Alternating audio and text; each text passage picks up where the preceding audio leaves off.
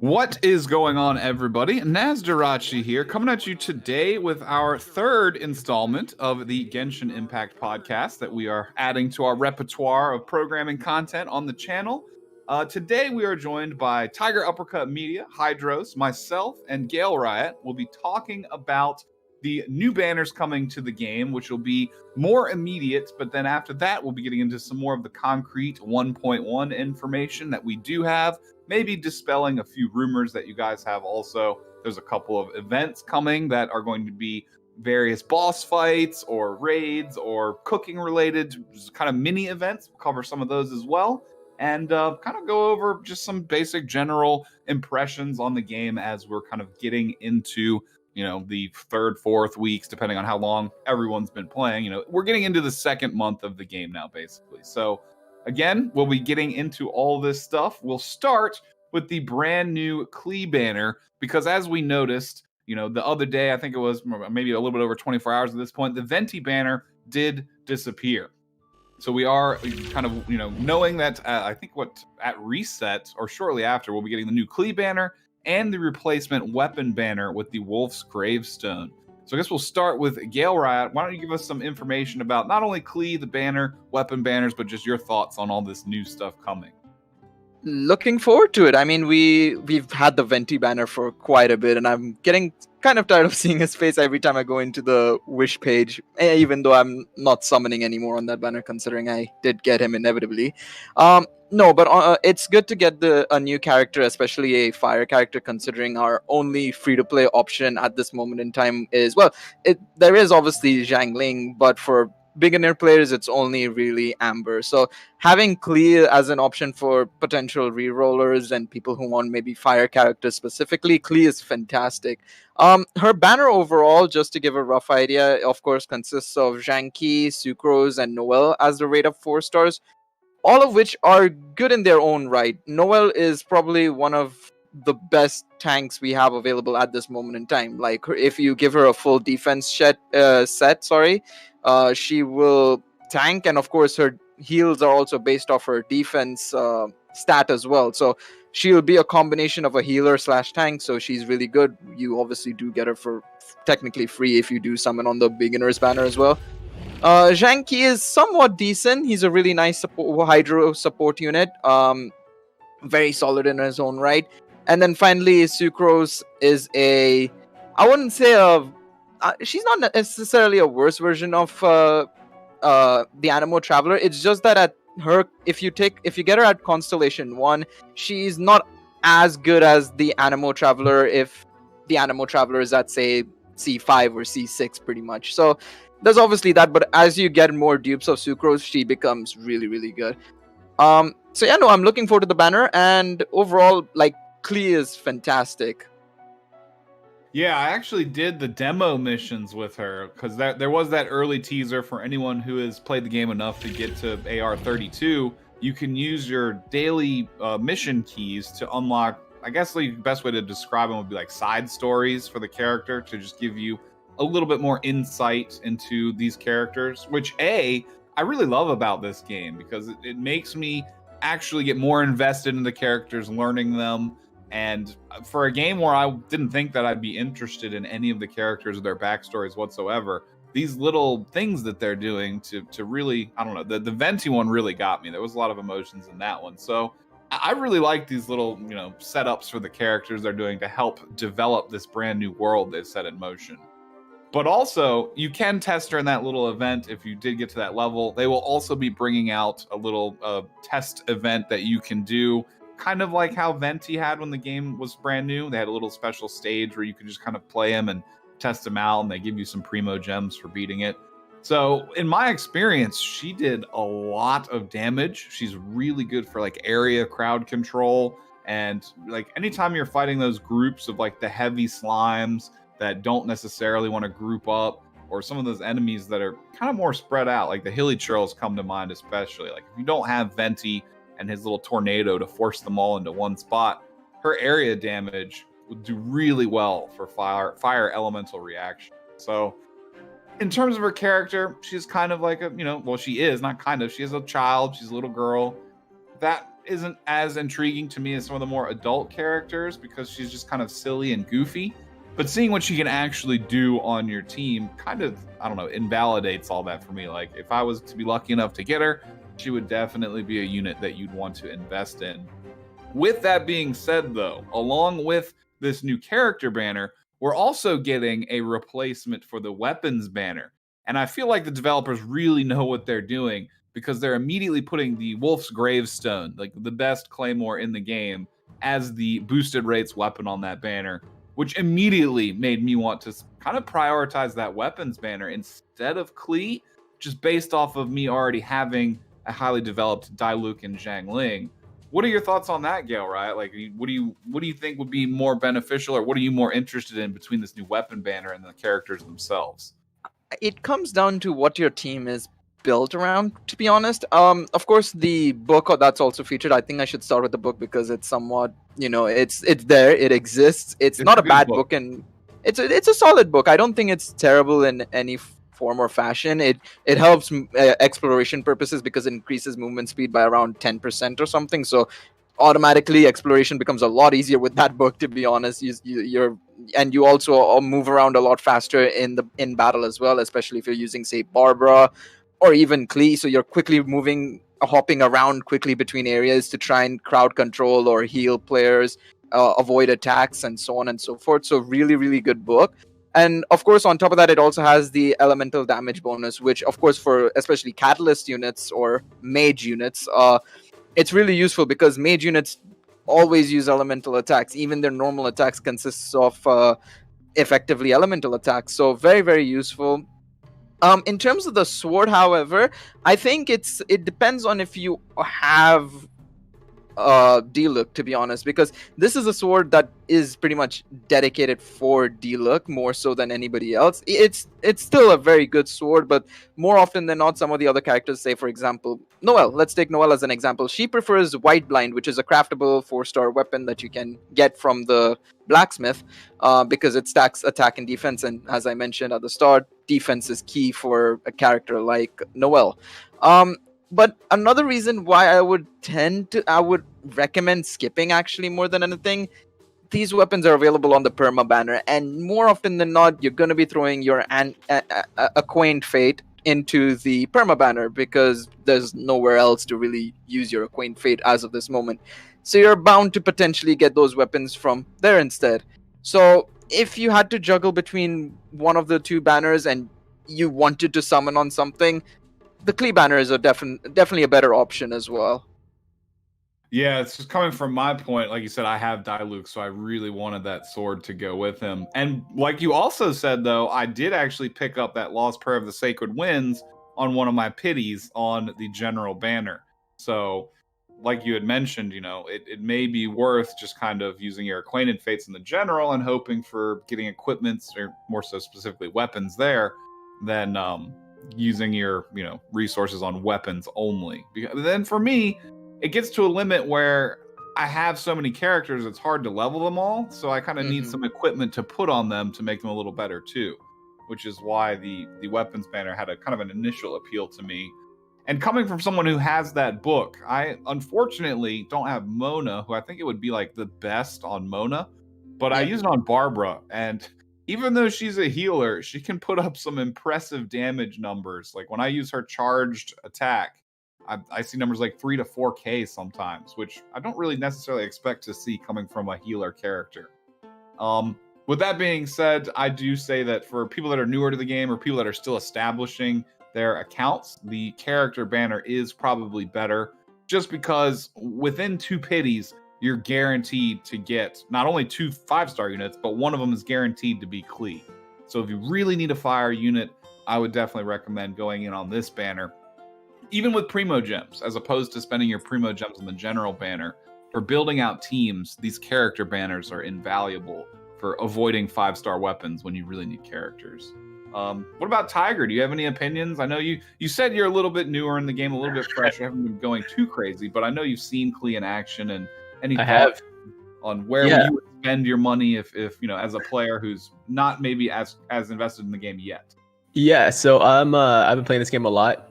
Big fan of it. It's just I haven't gone as in depth as you guys have. but from what I can tell, Klee looks like a really fun character. And as you guys have said, I mean, everyone has told me she's a very strong character as well.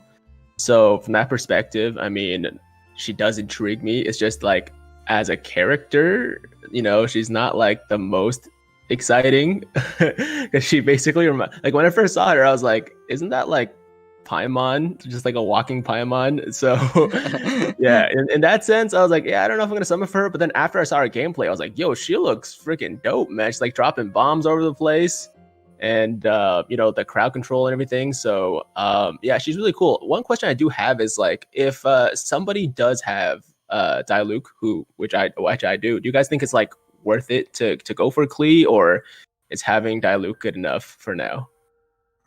I personally, and this is just my own take on it, that's why I'm kind of prioritizing the weapons banner, because if you are able to get through the Spiral Abyss 3-3, you'll get the Zhang Li for free, which she's the 4-star spear fire user who throws the teddy bear out that breathes fire everywhere. And since you already have Diluc, you can already do, just based off that, for free, for free getting the Zhang Li, you can already do the double fire build to give you the 25% attack bonus. In that sense, I personally am not prioritizing Klee, but if you're not a Diluc user or you need the mage damage, like say you already have pulled a 5-star book, a catalyst, and you don't have a fire character, in that sense, I probably would prioritize her. But if you already have Diluc on main and you're using him like crazy, she's not really going to offer you too many benefits over him other than her big area damage. Like Diluc is mostly like a single target attacker. Like, his Firebird, his Phoenix can hit multiple targets, but generally he hits single target.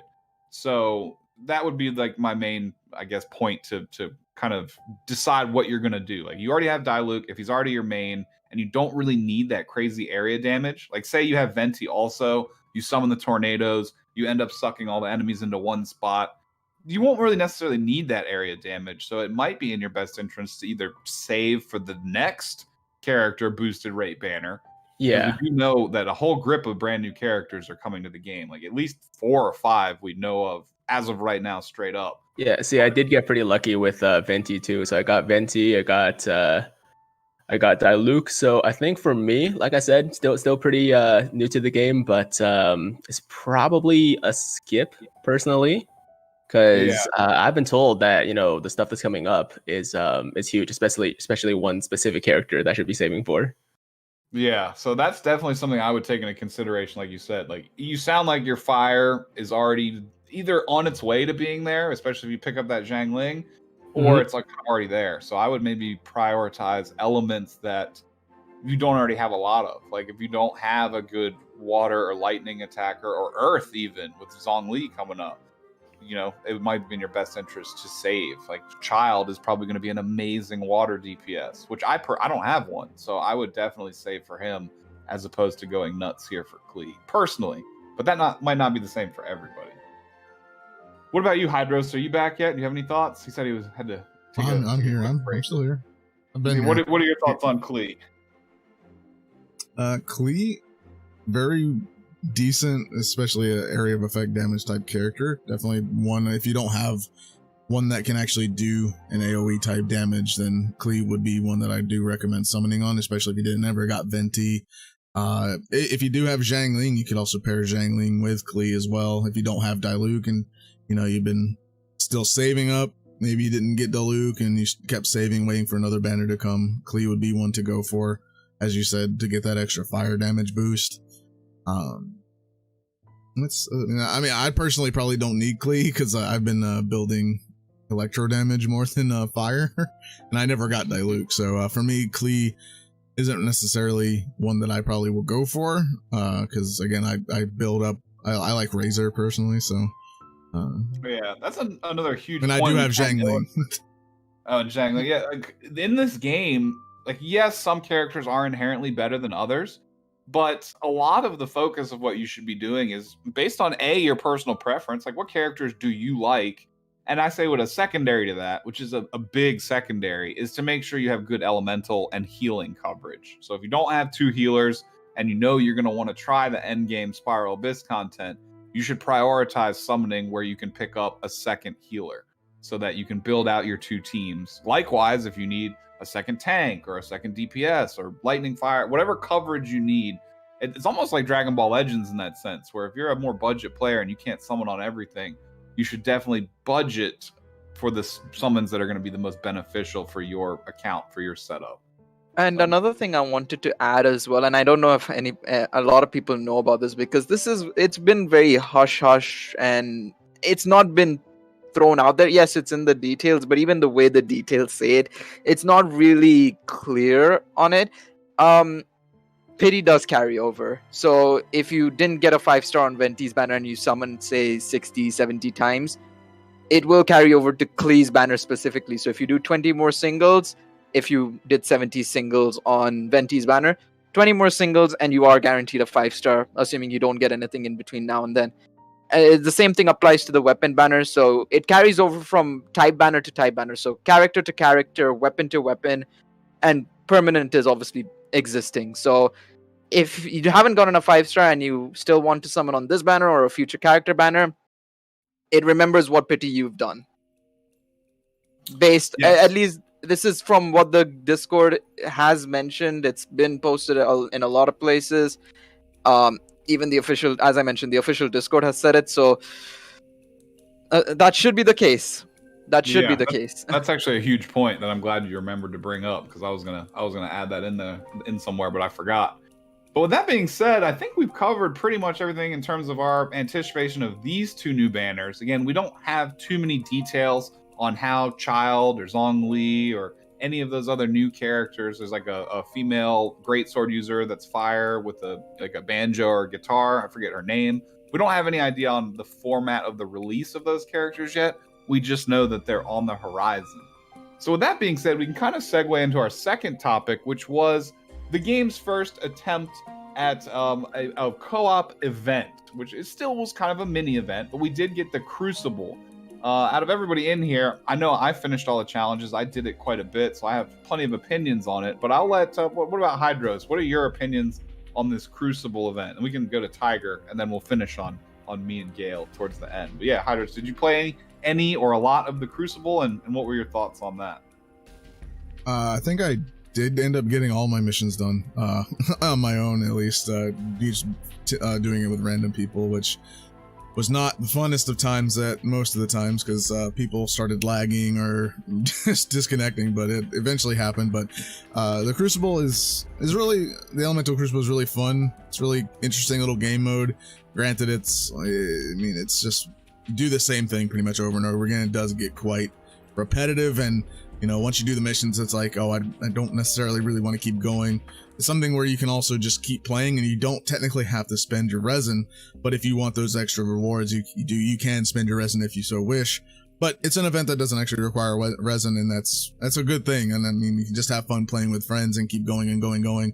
Maybe get like better times, saying like if you there's a mission you had to get below 3 minutes or something like that. If you've been getting like 4 minutes 30 seconds, getting friends in there to get your time better is pretty fun. Really, other than that, that's pretty much it. Was it me? yeah, you go for it. Yeah, so I actually did do all my missions, and honestly, I thought the mode was okay, but it was very basic and super repetitive, and I got bored really quick. Like, I was like, oh, this is fun for the first 2 or 3 runs, and then after I have to do it for 20-ish times or something like that for all the missions. It got really, really tedious. And I've been told by some people that this might just be like kind of a trial run at a co-op mode, and they're trying to see how things go. And generally speaking, it was pretty good. I did have a few bugs during some of my runs where like people are lagging, or me or my friends just couldn't collect those cubes, right? Like you would just run through them and then nothing would happen, or you have them but then you can't drop them off at the pillar thing. So there were definitely some bugs. Overall, I think it was a good first attempt at a co-op mode. I do hope that in the future when they release more modes that they're more intricate, or just there's more to it, so that it doesn't get so repetitive or boring after the first couple of runs. But I thought it was okay. I didn't think it was too bad.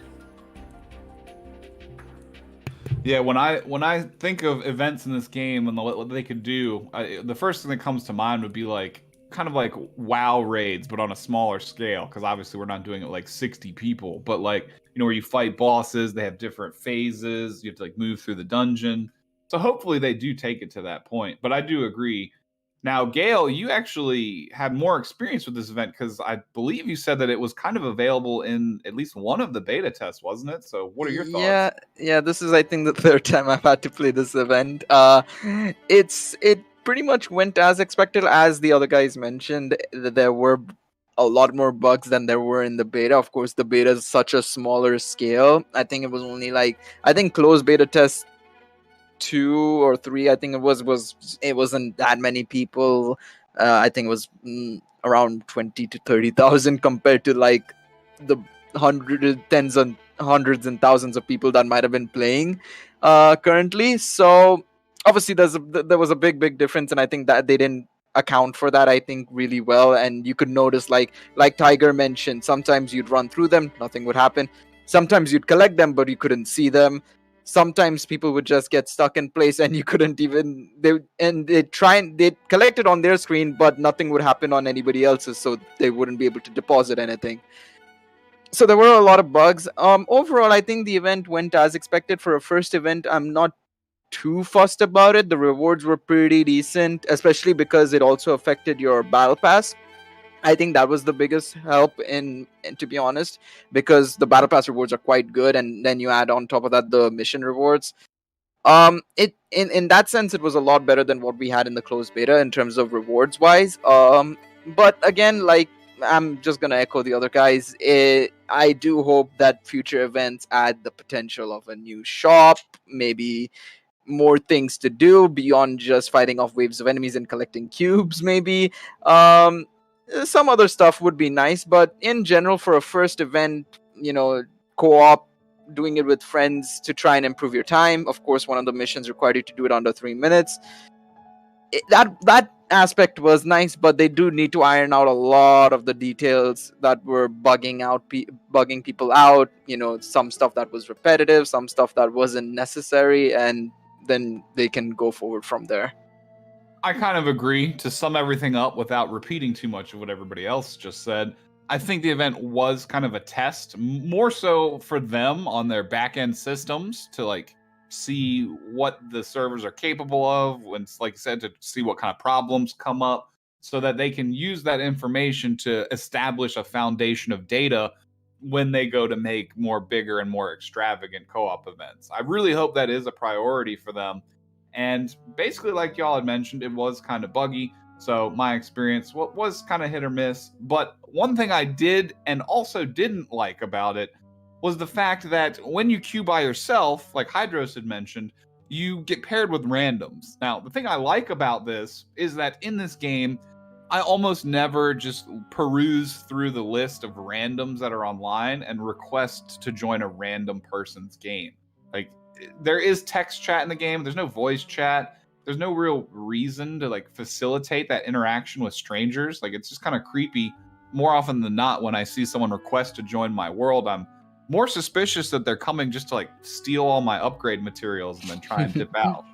So with this mode, like forcing you to play with people that you don't know if you queue alone, I really liked that because it gives you a reason to kind of potentially make new friends and check out different options. Now, the crux of that, the reason I didn't like that, is because there is no pre-event screen where you can kind of customize your party. So a lot of times I'd queue into the match and I'd be with like 3 other people that were all using Diluc, and then we had no healer.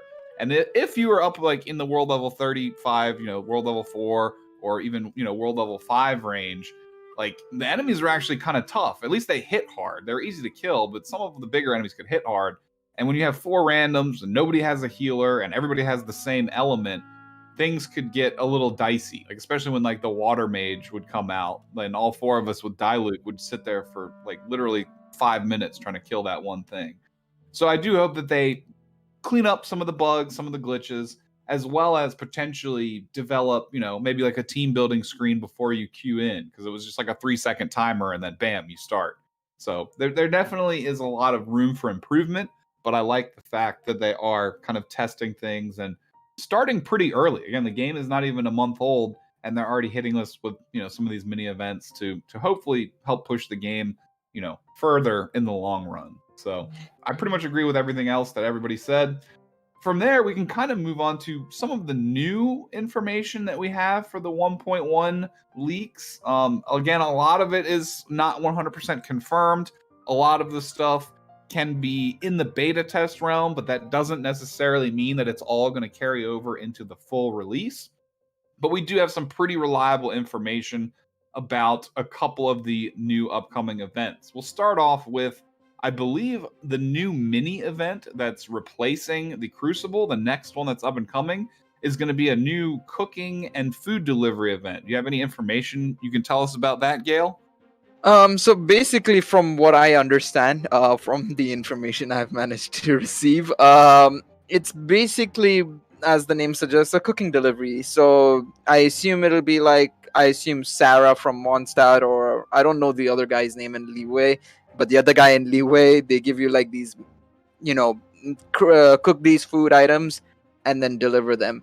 Now the caveat to this event is that you can't teleport, you can't run, you can't glide, you can't take damage. If you fall, you fail. So it all relies on you walking your way to the destination. Now, I've heard that some of these locations are far. I don't know how far, but my personal hope is I like the idea. It's a cool concept. It's something unique. You don't have to necessarily force yourself to do it. Of course, it gives you decent. It doesn't give you exceptional rewards. I think it's like 40 Primo Gems to get all 3 deliveries done and maybe some other stuff. But it's like, I hope it's not too far, because walking from, say, Leeway to like Wangshu Inn, that's gonna take upwards of an hour. And it's not gonna be fun. And trying to dodge all the enemies, oh god, that's just gonna be tragic. I can imagine that, and then also if they send you to one of those little huts that's on top of a mountain or something. Oh no! And you got to budget. You actually have to budget your stamina and climb without falling or taking any damage. And because most of the time when I climb, I'm just kind of tooling around, and if I fall, I'll just recover with a heavy attack or something. But it seems like that may not be an option for this mode. So you're gonna have to be extra on your toes. I'm not gonna lie. This new mode sounds awful. Yeah. It sounds very painful unnecessarily. It kind of sounds like the in Xenoverse, the milk crate deliveries. Oh yeah, I remember that. Right? Oh no. Right? And if you mistime it, then you drop the milk and you have to start all over again. Yeah, I remember that. Yeah, so it's basically that, and I hated that mode. So no, I agree. Yeah, no, I'm just hoping that it's not as long as it's within the city, I'm okay with it. The problem is the moment you go outside of the city, it's going to be disastrous, especially if you have to dodge enemies and stuff. Yeah, because within the everything like that. because within the city you can just press control, on keyboard and mouse, press control, switch to walking, walk your merry way to the location. The moment you step outside, you have to make sure you're dodging enemies. Make sure you avoid climbing in case that deletes it. Or if you fall by mistakenly, so you have to be careful of what you're climbing. You have to make sure you don't jump off something or by mistakenly not spot a cliff or something stupid like that. It's just gonna be hellish in that sense if it's any further than outside the city. Yeah, I'm not excited for that part, the specifics of this event. Now, if the rewards are really good, that can help entice me to get through the frustration.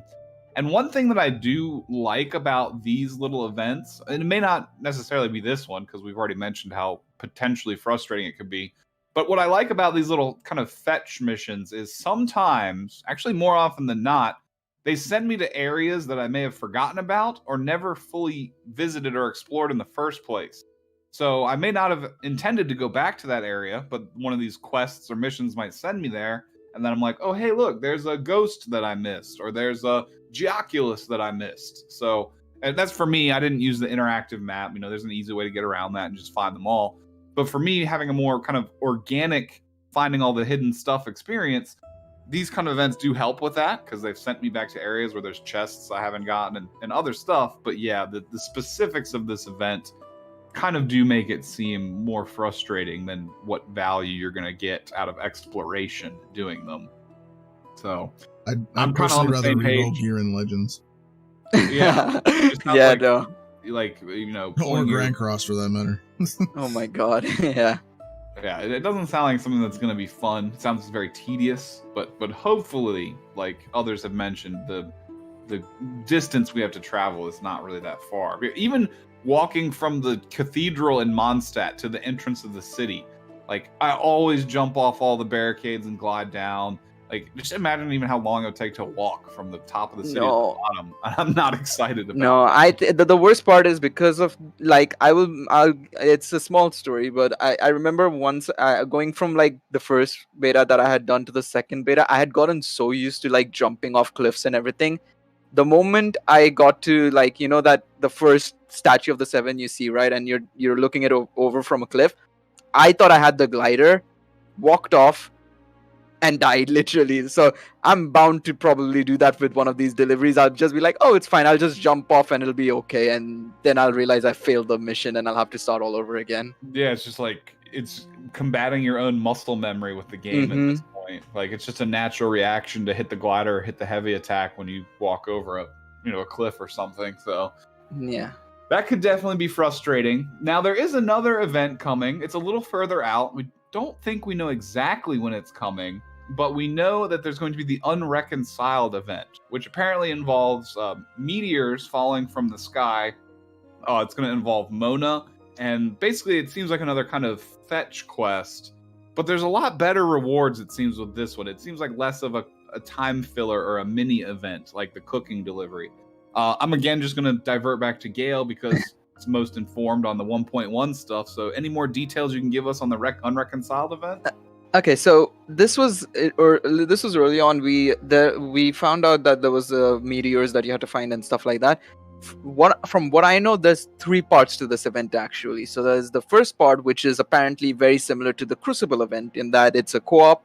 It costs 20 resin only instead of the 40, and you have to basically fight enemies. And I don't know if there's something you have to collect. I didn't quite get that from that person that I'd spoken to, but basically you fight enemies and you get rewards for it, and part of it is getting the event shop items effectively to exchange with within the shop. The second and third parts are basically sort of revolving around, not I would say kind of I wouldn't say hide and seek, but more so finding stuff, quests. Mona tells you, okay, here's the meteors, go find them and stuff like that. So there's these objectives that you have to clear. I assume for every meteor you find, she'll give you more tokens for the shop. For every time you do that fight in the first part, you'll get shop tokens. So basically all of it comes around to achieving the objectives, which is going to be kind of similar to the missions we had in the Crucible, and then also getting a lot of these event shop items, which will be which will be available for you to exchange for Ascension materials, Mora, and so on and so forth. Basically everything you need to ascend a character effectively. Oh, isn't there also, I believe, confirmed rumor that official is supposed to be free from this event as well? Yes. So if you complete all the objectives of the mission, you will get a free official copy if you don't have her, or a free official dupe if you have her. Now, for you, Tiger and Hydros more specifically, do you think events like this are going to encourage you to kind of want to play the game more, or do you find like what do you think will appeal to get you to get into the game maybe more than you already are? Is it more the summons, the character releases, or do you think it's gonna be like events like this? And any thoughts on fetch quests and stuff like that in RPGs? Any thoughts?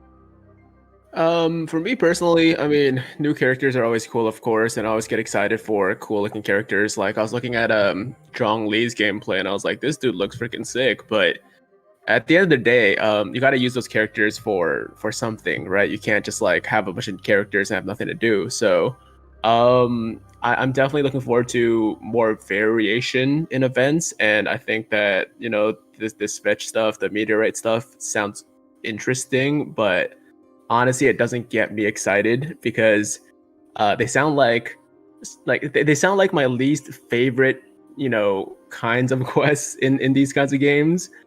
because it doesn't seem like there's like much really skill involved or much thinking involved or anything like that. It's really just, go from point A to point B, and like you're forced to walk, then it's just like making it extra painful for no reason. So hearing what you guys have said so far for these two new events doesn't really get me going.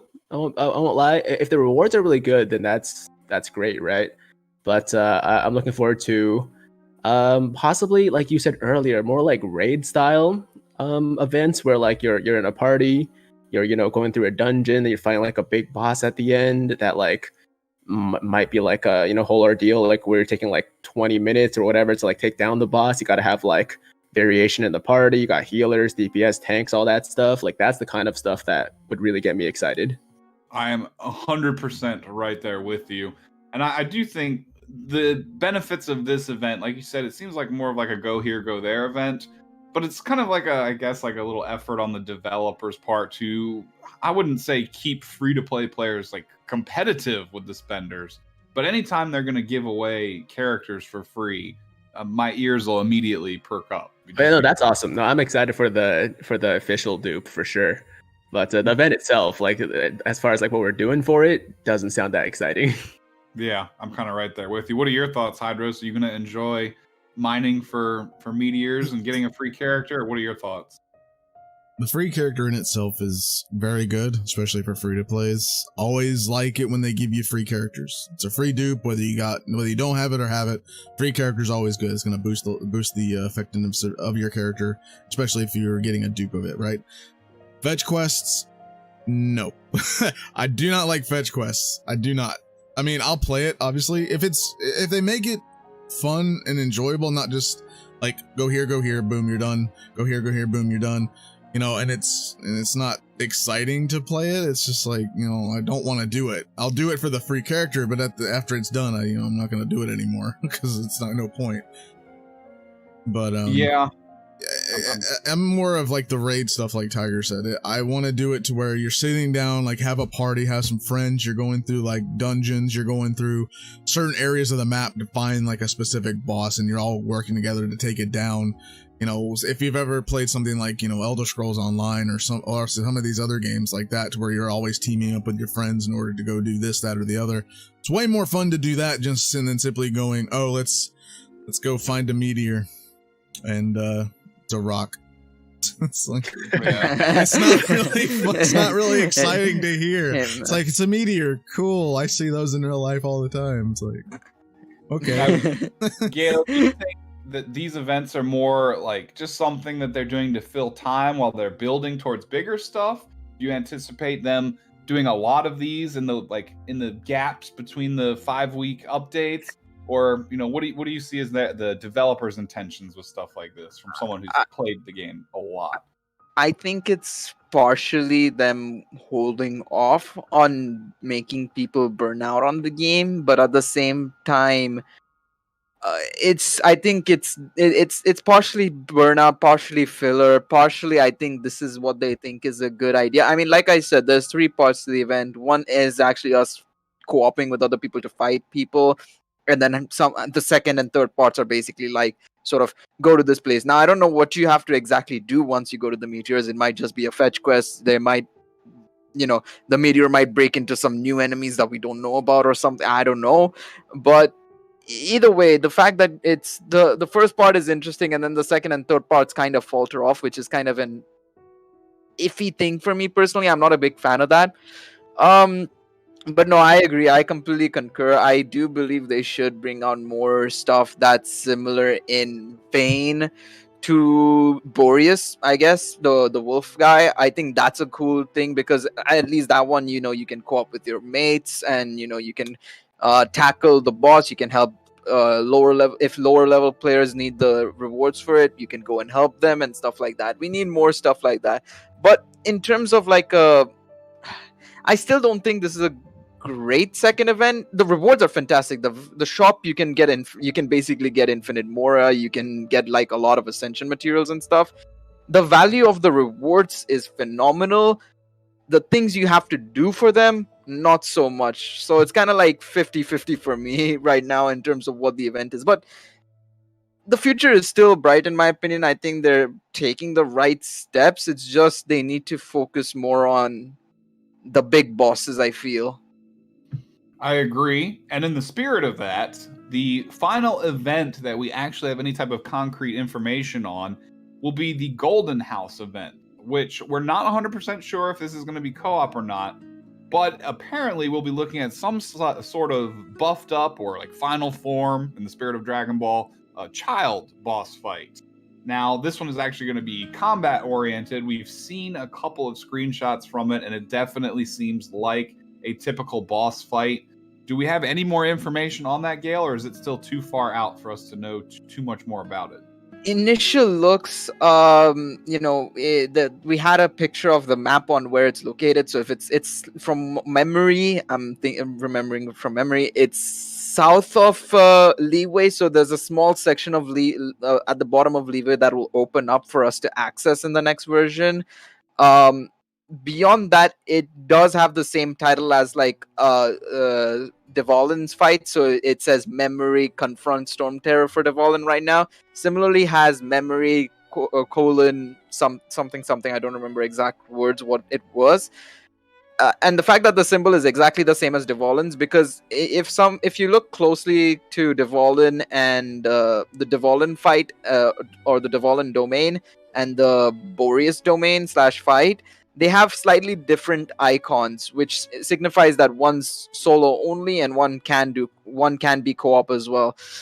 This one has a similar symbol to Devolin's, which makes us all think that it is solo, unfortunately, which I was hoping it would be co-op like Boreas, and I really wanted it to be co-op like Boreas, but it does seem like the final fights of the arcs or the acts, I should say it's called acts in the game, the final fight of the acts will be solo only, which I think is a mistake, and I think they should try and add co-op for them inevitably. Maybe not soon, anytime soon. Obviously I don't think they'll do it immediately, but down the line, maybe like the second or third update from now, potentially something for them to do. Yeah, like go back and add a co-op version. Like they can leave the single player version in the game as well, but then add, another version of it, maybe even harder, where it can be co-op. Because it seems like most of at least the dragon boss fight, it's the only one we have so far, but that fight seems like it could be facilitated in co-op and still function without breaking the game. So hopefully they can incorporate some stuff like that.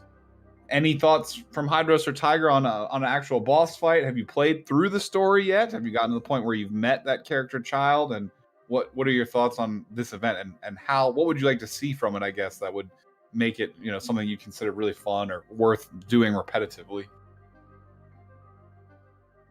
Either one. We'll start with Tiger. So I haven't actually gone through that much of the story yet. I'm pretty early on because I've just been doing a lot of exploration, and so I'm like super behind on the story. I haven't met Child. He looks pretty cool, but I don't really know too much about him. As far as like events that obviously include bosses, include combat, that's much more interesting to me. But yeah, I'm just gonna wait until we get more information, because you might have set yourself up and doing yourself a favor if you're already at 33 and you have a bunch of story left. That's just a bunch of untapped experience that you'll get. Yeah, it becomes much harder to get that when you're already at those levels. Yeah, I'm definitely just trying to pace myself right now, because for other games I've played in the past, like similar to this, I tend to burn myself out, right? And some people have told me already, like they're out of content. They're like, oh, there's like nothing to do now except for dailies, right? So at the pace I'm going, where like I'm mostly just like kind of exploring and like looking for chests, all that stuff, and not really just like doing like story quests here and there, I think is a much better way to just like keep yourself from burning out, just like continue to have things to do from day to day. But yeah, as you said in the beginning, I'm more here to provide a noob's perspective. You guys are like the pros. You level 33, you did the co-op, you're definitely not a noob, but we definitely understand. And like I said, you're probably doing it not only the intended way that the developers intended most of the audience to play, but you're probably, again, going to benefit yourself in the long run, because a lot of the supplies, like all these upgrade materials, these talent books that everyone is going so crazy grinding for right now. Mhm. I have to imagine that over time they're going to become increasingly more accessible and easier to get in large quantity. So honestly, you're probably just saving yourself a lot of stress and a lot of time, just kind of pacing yourself a lot better. What about you, Hydros? Are you excited for any upcoming boss fight? And you yourself, how far are you in the story? Have you met this character yet that we're supposedly fighting? I have just barely passed where you met Child, whatever his name is, you know. No one knows, I guess, but Overlord Shield. Overlord Shield, yes, it's Overlord Shield. I've gotten to just past Shield in story mode because again, I'm like Tiger. I'm focusing on mainly exploring everything because, you know, I'm kind of treating it like I did Breath of the Wild. I mean, I know that's a thing that everyone probably talks about when they're comparing this game, but I treat it like that, and that's probably the most fun that I played when I played Breath of the Wild is that I used to explore the entire thing. So I'm exploring this game to its fullest, finding all the chests, finding all the Oculus and stuff like that, finding all like the little camps and whatnot, you know. But I have met Child, and you know, I would like co-op more than solo type of play because doing solo over and over, like just continuously doing solo is just kind of boring. I like playing with people, especially friends. More fun that way. Yeah, I truly agree. I hope they do develop, and even like Gail said, more variations on co-op bosses and just tons of dungeons and co-op content in general. That's, you know, maybe not like the Crucible event, and more so like Boreas, the boss fight. My thought is for like a boss or maybe a raid boss or even maybe like a dungeon type boss is that you're not fighting just one, maybe having like multiple type of phases where it gets stronger and stronger and stronger. Maybe like Mortal Kombat has like, you know, like the tower where you're facing and it kind of gets harder and harder and harder. Maybe a boss where you keep fighting and you have to keep pushing to go harder and harder and harder because the boss is actually harder to fight. Something like that, especially playing with co-op, that would be super fun. Or even it kind of harkens back and reminds me, obviously the gameplay is different, but like the firefight mode and like Halo, you know, like something like that where it's just wave defense and you just get as far as you can get and your rewards are based around that. And something else that I wanted to mention earlier that I forgot would be for all of these events, maybe not the cooking event, but for all of the other events, adding some type of like leaderboards in there, I think would be very compelling to encourage a certain portion of the player base to maybe strive to play more just so that they could compete for a spot on the leaderboard. Yeah. They could have easily done that for the Crucible event, like fastest times, something like that. I know a lot of people were comparing times in like different discords. So, you know, that would have been something cool. Like, oh, whoever goes fastest, I guess top 50 or top 100 can get a special name card or something. Doesn't have to be like some crazy reward, but something like a name card or calling cards again. I mean, yeah, it from Call of Duty. could be like it could have been a new name card, maybe some form of, I guess you could say some people could have a new glider, something like that. That would be nice as well. Yeah. Yeah, Professor brought that up last week with the fact that we have like 4-star gliders and different cosmetics on the gliders, so all different types of rewards could be given out that have literally no impact on the gameplay itself, but could just be like a badge of accomplishment or something like that. So if they do this, I would like it to be done like the Elemental Crucible, where you don't have to spend resin. Specifically, yes, where you can play it. So you can get better rewards if you do spend it at the end. But until they make the resin system better, don't make it cost resin to just play it. It's really annoying. Nothing's wrong with the resin system, man. What do you mean? Oh yeah, no, man. I mean, I like spending hundreds of dollars just to refill my resin every day. Exactly. Yeah, the resin system. It's like the reason I play the game. I really hope the resin system evolves over time. It's barely tolerable right now, but with an understanding the game is so new, I've just kind of ignored it. But yeah, we it kind of reminds me of like I mean, like Dokkan obviously is my thing, but like it kind of reminds me of Dokkan, where earlier on, a lot of the events were just like stupid as far as the cost go, right? Like Dokkan events used to cost like 50 stamina, and over time. Yeah, I mean, remember Prime Battle back in the day when you had to do like that many runs without category boost with Super Strike units, and you had to use 50 stamina per run? Exactly. So it kind of Oh, feels bro, like that. and with the bad drop rates, oh god. Still need to figure out like what the right amount of maybe Yeah. resin to give us is. I feel like they definitely need to reduce like the time for refreshes, all that stuff. But since the game is so new, I'm not really that concerned about it at the moment. It is annoying. Obviously, a game like this does need some kind of a time. What's the word? Time gate or something like that to like ensure that people like aren't playing. Well, I mean, they also want people to like use primo gems and stuff, right, to refresh. Yeah. But like I said, it's really new right now. So even though I agree with everybody, it is annoying. I think it will be improved on over time. No, 100%. I do believe, like, yeah, as you said, it is more of a wall for people to not burn out on the game, finish everything off, and be like, yeah, not playing this until the next Exactly. update, kind of thing. So I see what you mean. Yeah, for sure. Also, a way to get Hmm. people to spend gems.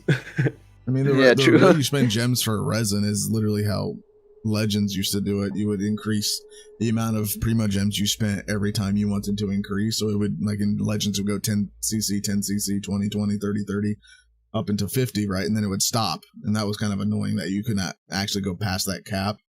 And I believe it's the same with the resin here. You can do it up to 5 times, right? So they have that same cap, and that's super annoying.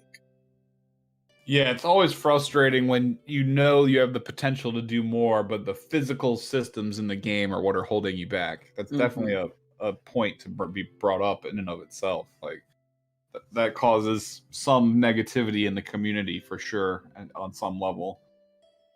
But from that Golden House event, as we were talking about Child himself, we can kind of segue into what we know about, to my understanding, at least 4 upcoming characters that will be coming either with 1.1 or over time, rolling out after 1.1. We do know Zhang Li, the Earth Spear user. We know of Child, the Water Bow user, who actually can switch stance to a melee combat stance. We also know a little bit about Zhao, and there was, I believe, the character I had referenced earlier, whose name I don't even remember, who's the female great sword user, fire, and Jin Yang. again, that's about all that I Right. know of the characters beyond what I've seen. But Gail, what about you? What can we expect? What do you think about some of these upcoming characters? What should people be looking out for? All right, so we technically so Zhao is somebody who we are assuming is going to come out in the second half of the 1.1 update. Currently, we know 4 characters that are for sure coming on launch, which is Zhang Li, Chilled, Jin Yang, and Diona that you've mentioned, of course. So we'll start off, I think, with Zhang Li, the big character of the banner, the limited character of the next set, basically. He is effective. We know he's a Geo unit, and we know Geo units are inherently defensive. What Zhang Li does seems to be just nuts. He basically can effectively do AoE damage, and if you hold that specific, like, he basically has an E effect, which basically does that AoE damage. He summons a pillar, and then on top of that, it gives him a shield as well. And then his ult, on top of that, he basically effectively becomes Thanos or Pain, where he just gets a meteor ball and just throws it onto the ground and then petrifies your opponents. So you've basically got some time to attack people for around 5 to 10 seconds.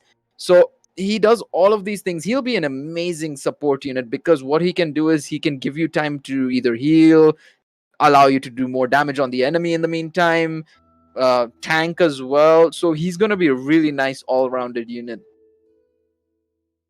Yeah, I saw a little video clip of him using his AoE to mine materials, and people were saying, "Oh, you think Diluc is good for mining like iron and crystals?" And then it just shows the Zhang Li or just like doing his move, and everything breaks at once, and you just collect all of it. Yeah, that AoE damage is going to be insane. I mean, especially also, like, he's going to be good crowd control as well. Like, that meteor is going to be an AoE attack. Obviously, as you mentioned, that E effect, which is his AoE that he uses to mine effectively, is also AoE. He's going to be really nice crowd control for sure. Yeah, and do we know, and I don't know if we even have this information yet, this is something that I actually want to cycle back a little bit, rewind. We were talking about Sucrose earlier when she was the boosted unit for the one of the 4 stars on her upcoming banner. A lot of these characters have like silent secondary passives that do something that impact the game outside of combat. Like, for example, one I know off the top of my head is Diluc.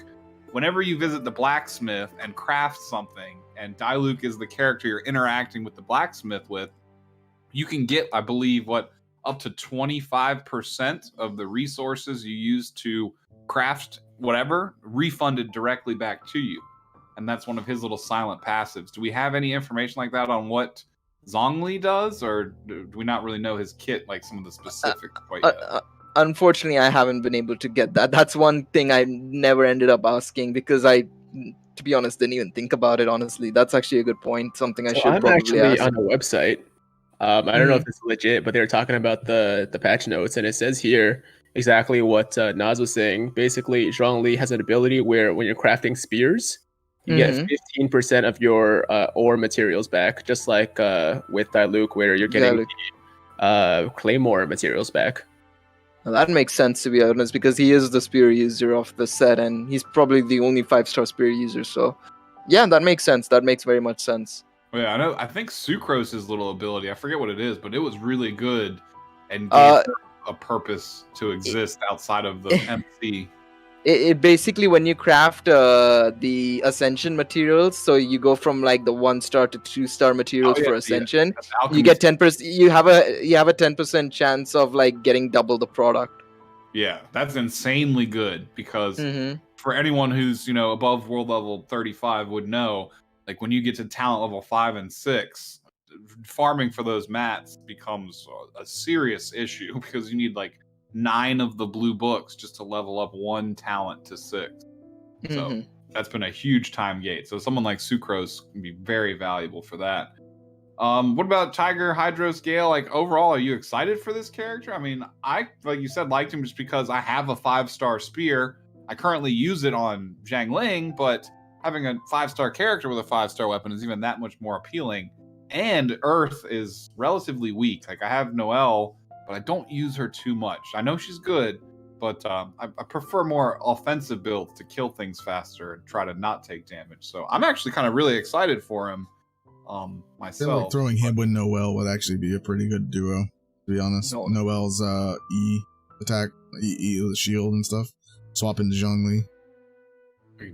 Double up your shielding, basically, it'll be unkillable. Stall. That would be Stall King.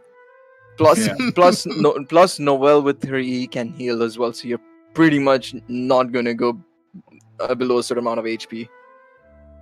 Yeah, so that'd probably be pretty nuts to actually use him with Noelle. I mean, he seems really good on paper, at least, but in terms of actually getting to use him, I want to see that as well, most of all. Yeah, I'm the same. He looks really cool. I do need another. I mean, I only have Noelle right now, so I do need more Geo characters in general. And based off, I saw the clip too that Naz was talking about, where this man just uses like his ability, and then like all the crystals around him just break at the same time. So that's gonna be Simi a little bit of time. It's gonna be a little bit. It's just gonna make things a little bit easier when you're trying to break those crystals and all that stuff. And he just looks like a cool character. Like I'm the kind of person that, like, at this point in my Genshin journey, I guess I'm just gonna go for units that look cool, that have like fun gameplay. So he definitely seems like a guy that is on my radar at the moment, and I'll probably, I mean, if he ends up being really fun and stuff, I'll probably go for him. This is something that I wanted to fly by Gale real quick, because in that little video, which unfortunately we're not going to show any of the actual leaked footage on the stream, just because we don't want to piss off MiHoYo. But in that video, there was actually a new type of crystal in the background, the magical crystal. Did you notice that, Gale? I did. I do believe that will be for the new 5-star weapons potential, and maybe some of the new 4-star weapons. Sorry, I should say. I think so. I'm not sure. I've been told there's a couple of new weapons coming. I know there's 3 new 5-star weapons coming. I'm not sure if there are any new 4-star weapons, but I believe with that crystal being obtainable, we should be getting some new craftable 4-star weapons, which is going to be exciting to say the least. And then that something else I was thinking, we'll finally get a purple weapon upgrade crystal. Like, because right now you have the gray, the green, the blue, but no EXP. Like, you have the purple books for your characters, but there's no equivalent of that for weapons yet. So That would be nice. That would be nice. I mean, personally, I would prefer if we could still also use those purple crystals for also artifacts. But small steps. I Yes. wouldn't mind a farmable place first and foremost for No, purple give us the crystals. let us use the crystals And on artifacts for God's that would be sake, great too. please. I wouldn't then mind and waiting then on the yeah, purple weapon EXP upgrade if we got an artifact upgrade material. yeah, Even just exactly. using I wouldn't mind both. the lower star like crystals. Don't even let us use the higher ones, just the lower star ones, please. I have Yeah. tons of those that I don't bother using because the higher grades are so much more effective, at least for weapons. And then in terms of you said Child, Dion, and then the other character whose name slipped by me. Is there anything stand out or notable that we should inform the viewers about them? Like in terms of I don't know, which one's 5 stars, which one's 4 stars, priorities, Alright. something like that.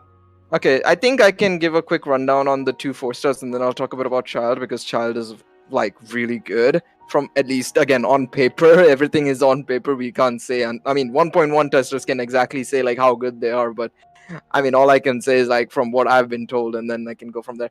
So effectively, what Diona is she's a 4-star cryo bow user, which I think we mentioned this last week, which is very nice because that means they're expanding the weapon types and putting a specific weapon of a specific weapon in each typing. So like fire now has a catalyst bow user, a great sword, 2 great sword users now with Jin Yang as well. But if you look at cryo, it only has 1 sword user right now and 2 sword users. So getting a bow user is going to be very nice. She is a healer, however, which is kind of interesting to me because from what I've been told, she's not amazing. Like if you have Barbara, she's a better option. If you have Jean, obviously a better option. Chi-Chi is probably your best option straight up. So I think she'll just be a good budget option if you end up getting her as an extra healer. Jin Yang, on the other hand, is a pyro claymore user, but she's kind of the opposite of what Diluc does from what I've been told. She's like a full-on shield focused character effectively. I don't know exactly how, but again, from what I've been told, she's just focused on shielding the team, so effectively the opposite of what Diluc does, which is pure offense. Okay, so I think we'll go on to Chilled right now because Childe or Child is really interesting. Of course, for those of you who may not know, he has 2 stances basically. So he's got his regular bow stance, which he can effectively use a bow, and then he switches into a melee mode where he uses his dual daggers / swords and deals damage. Now, his melee mode doesn't do physical damage, so it's all based on elemental hydro damage, his melee mode. And then he also has 2 different ults for whichever stance he is. So he has one for his bow stance and one for his melee stance. Each stance, the stance change lasts around 30 seconds, so you get 30 seconds of melee time, and then he'll go back into his bow mode. And finally, one of the biggest things is that he also has a new effect called Riptide, a status effect, effectively.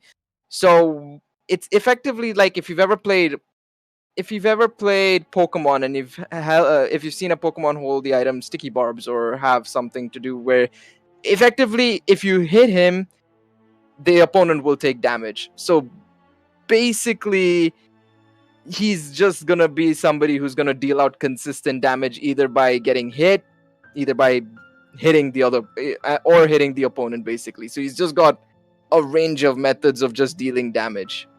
It's called What about, like, for all the Blizzard fans, it's called Thorns, the passive where you get hit, but yes, you deal in damage. terms of Pokemon, that's Ferrothorn. Ferrothorn, yeah, he's basically Ferrothorn from Pokemon. Yes, Ferrothorn plus Rocky Helmet. Oh god. oh yeah, pretty much. Interestingly enough, and I don't want to spoil too much of his story, but he's kind of being presented as being one of the bad guys, it seems. Again, I'm not going to ruin anything that I've experienced so far in the quest line, but it's interesting to see the alignment of the characters may or may not really matter when it comes to summoning. Like in this game, it'd be cool. Like you could build teams with possibly the good characters and the bad characters. Now, I don't know if he's going to have a redemption arc or anything too specific on what his situation is, but he was one of the he kind of to me is like on par with Diluc in terms of how they're presenting him, in terms of how cool the character is and how desirable they're going to make him. So yeah, I think I would be most excited about him. And then you mentioned also there was a fifth character, Zhao, is going to be a little bit further out. Do we have any kind of details on him whatsoever, or is she kind of still more mysterious? All right, I forgot to add one more thing about Shield, which is a very nice thing. So obviously he has this passive effectively. So you know how in the talents menu you have the first talent is for like increasing your normal attacks power, right? Yes. What Shielded does as one of his passives is increase everybody's like normal attacks in your party by 1 level. So if like say your Traveler has a level 3 talent for their normal attack, it'll be level 4 if Childe is on the party. That's really cool. And it's unlocked by default, and it's an automatic passive, like that doesn't just stop anytime. It's just consistently there. It's just super hard, awesome support. Like he's basically an all-rounder. Again, that's one thing but I'll come back to Zhao in a second. But in general, like the units, every unit can do realistically whatever they want, which is really nice in my opinion. But yeah, moving on to Zhao. Zhao is a character we've seen in the beta. I personally didn't have much of a chance to use him personally, but from whatever I've seen, he's just absolutely ridiculous in terms of damage. Like I've seen him, I think three hits with his ult, and he's taken down a electro hypostasis immediately within 3 hits from full health. Is he like a lightning? He's Anemo. He's just Anemo. He's Anemo, and basically what his ult does is basically it sort of turns him into this demon form where he gets a mask on and everything. It drains his HP, but it increases his damage drastically and gives him a solid I think it's around a 15 to 20 second duration. And what he basically does is he keeps jumping up and down and slamming onto the ground, kind of like a heavy attack basically, and it just deals this insane amount of damage. And like it's just ridiculous as to seeing the amount of damage he's done. Again, we don't know if he's going to be changed drastically. We think he may be, because if that's to be taken as a case where he's just 3 turned or 3 tapped, I should say, more so than 3 turned an electro hypostasis, it's ridiculous. But yeah, this was from closed beta test, I think, too. So it's a while back. This was around 6-7 months ago. So there could have been a lot of things changed between that then and now. And that's pretty much all we have on all the known up and coming characters. It seems like if we were to give, at least me personally, a word of advice to anyone in the audience, it seems like your next main target would be Child, and then potentially Zhao. For those people that are saving and budgeting, again, you might want to skip Klee in favor of one of these other more ridiculous characters that we know about. But again, that's completely up to you, the viewer, and how you want to manage your own account. We have a note in here on the outline that says that there's going to be a new archive system coming up. Do you know anything about that? It's a very basic encyclopedia kind of thing where you basically go to like locations and they, I think, will show you like concept art within them. It's not going to be too crazy. I don't think it's just sort of like I wouldn't say a niche thing. It's just for people who are more interested into like the game development and how they design the characters, or like special artwork for certain characters maybe, or the locations more so than anything else. So it's very basic, and in that sense, I wouldn't say it's a quality of life feature. It's just a feature that exists for people who like it. I just wanted to make sure that wasn't included with the character stuff before we moved on. But before we move on, Tiger and Hydros, did you have any thoughts that you wanted to add to the whole deluge of characters that Gail just mentioned? Are there any of them that you had already known about, were excited for? Or is that all kind of pretty much new information for y'all? Like, what are your thoughts on kind of new characters and what we've seen so far for this game? Like I said, for me personally, the way I like to play these kinds of games is just like, just go for the characters that I think are the coolest, that I'd have the most fun with. I knew about Zhao before. I knew about Zhang Li and Child, but I didn't know like to what extent like how good they were. But yeah, it's gonna be tough like coming up when these characters start coming out, like to decide who to go for, because like I want all of them. And if the plans continue the way they are, I mean, it's gonna cost a lot of money to get these guys. So yeah, I'm not really sure. Like I want Zhang Li for sure because he just seems like a god. But Child too, like with the fact that he has like different stances for like melee and ranged, and then I heard Xiao was like super broken. Like actually, everyone was telling me to save for Xiao for the longest time. So yeah, I don't know. It's gonna be a tough decision. What about you, Hydros? What's your plan? What's your plan of action in terms of being a free-to-play player? Because I know you said you wanted to avoid spending pretty much at all costs. I said that too. Well, not as all costs. I mean, so far I haven't had the urge to want to spend until I saw Noir going all overboard for Dilute. But no, Gail, Zhao is the one that has the Baidu character rate up too, right? That's supposedly. Yeah. Yes, that that's the should one I be want, the 'cause I case. want her. Again, I want his banner. yeah, no, Baidu is probably gonna be right up on his banner because again, I think they're gonna go in terms of order since we've had Barbara. Who all we've had? We've had Barbara. We've had Zhang Ling. We've had Fischl. We've had okay, yeah, Fischl. We've had Sucrose, Noel, and Zhang Qi right up right now. So there's not that many 4 stars left to rate up. I think the last couple of Ningguang will probably be rate up on Zhang Li's banner because geo units, so the only ones left technically for the 4-star sets are probably like Razor, as you mentioned, Baidu and Bennett or Chongyun, I guess. So these 4 units are probably the candidates to be as part of the rate up for Zhao. I expect Baidu, Razor, and Chongyun to be the rate ups for Zhao's unit. Zhao's thing. Please no. I hope it's Please Baidu. don't. I do. I want her. She's waifu. Yeah.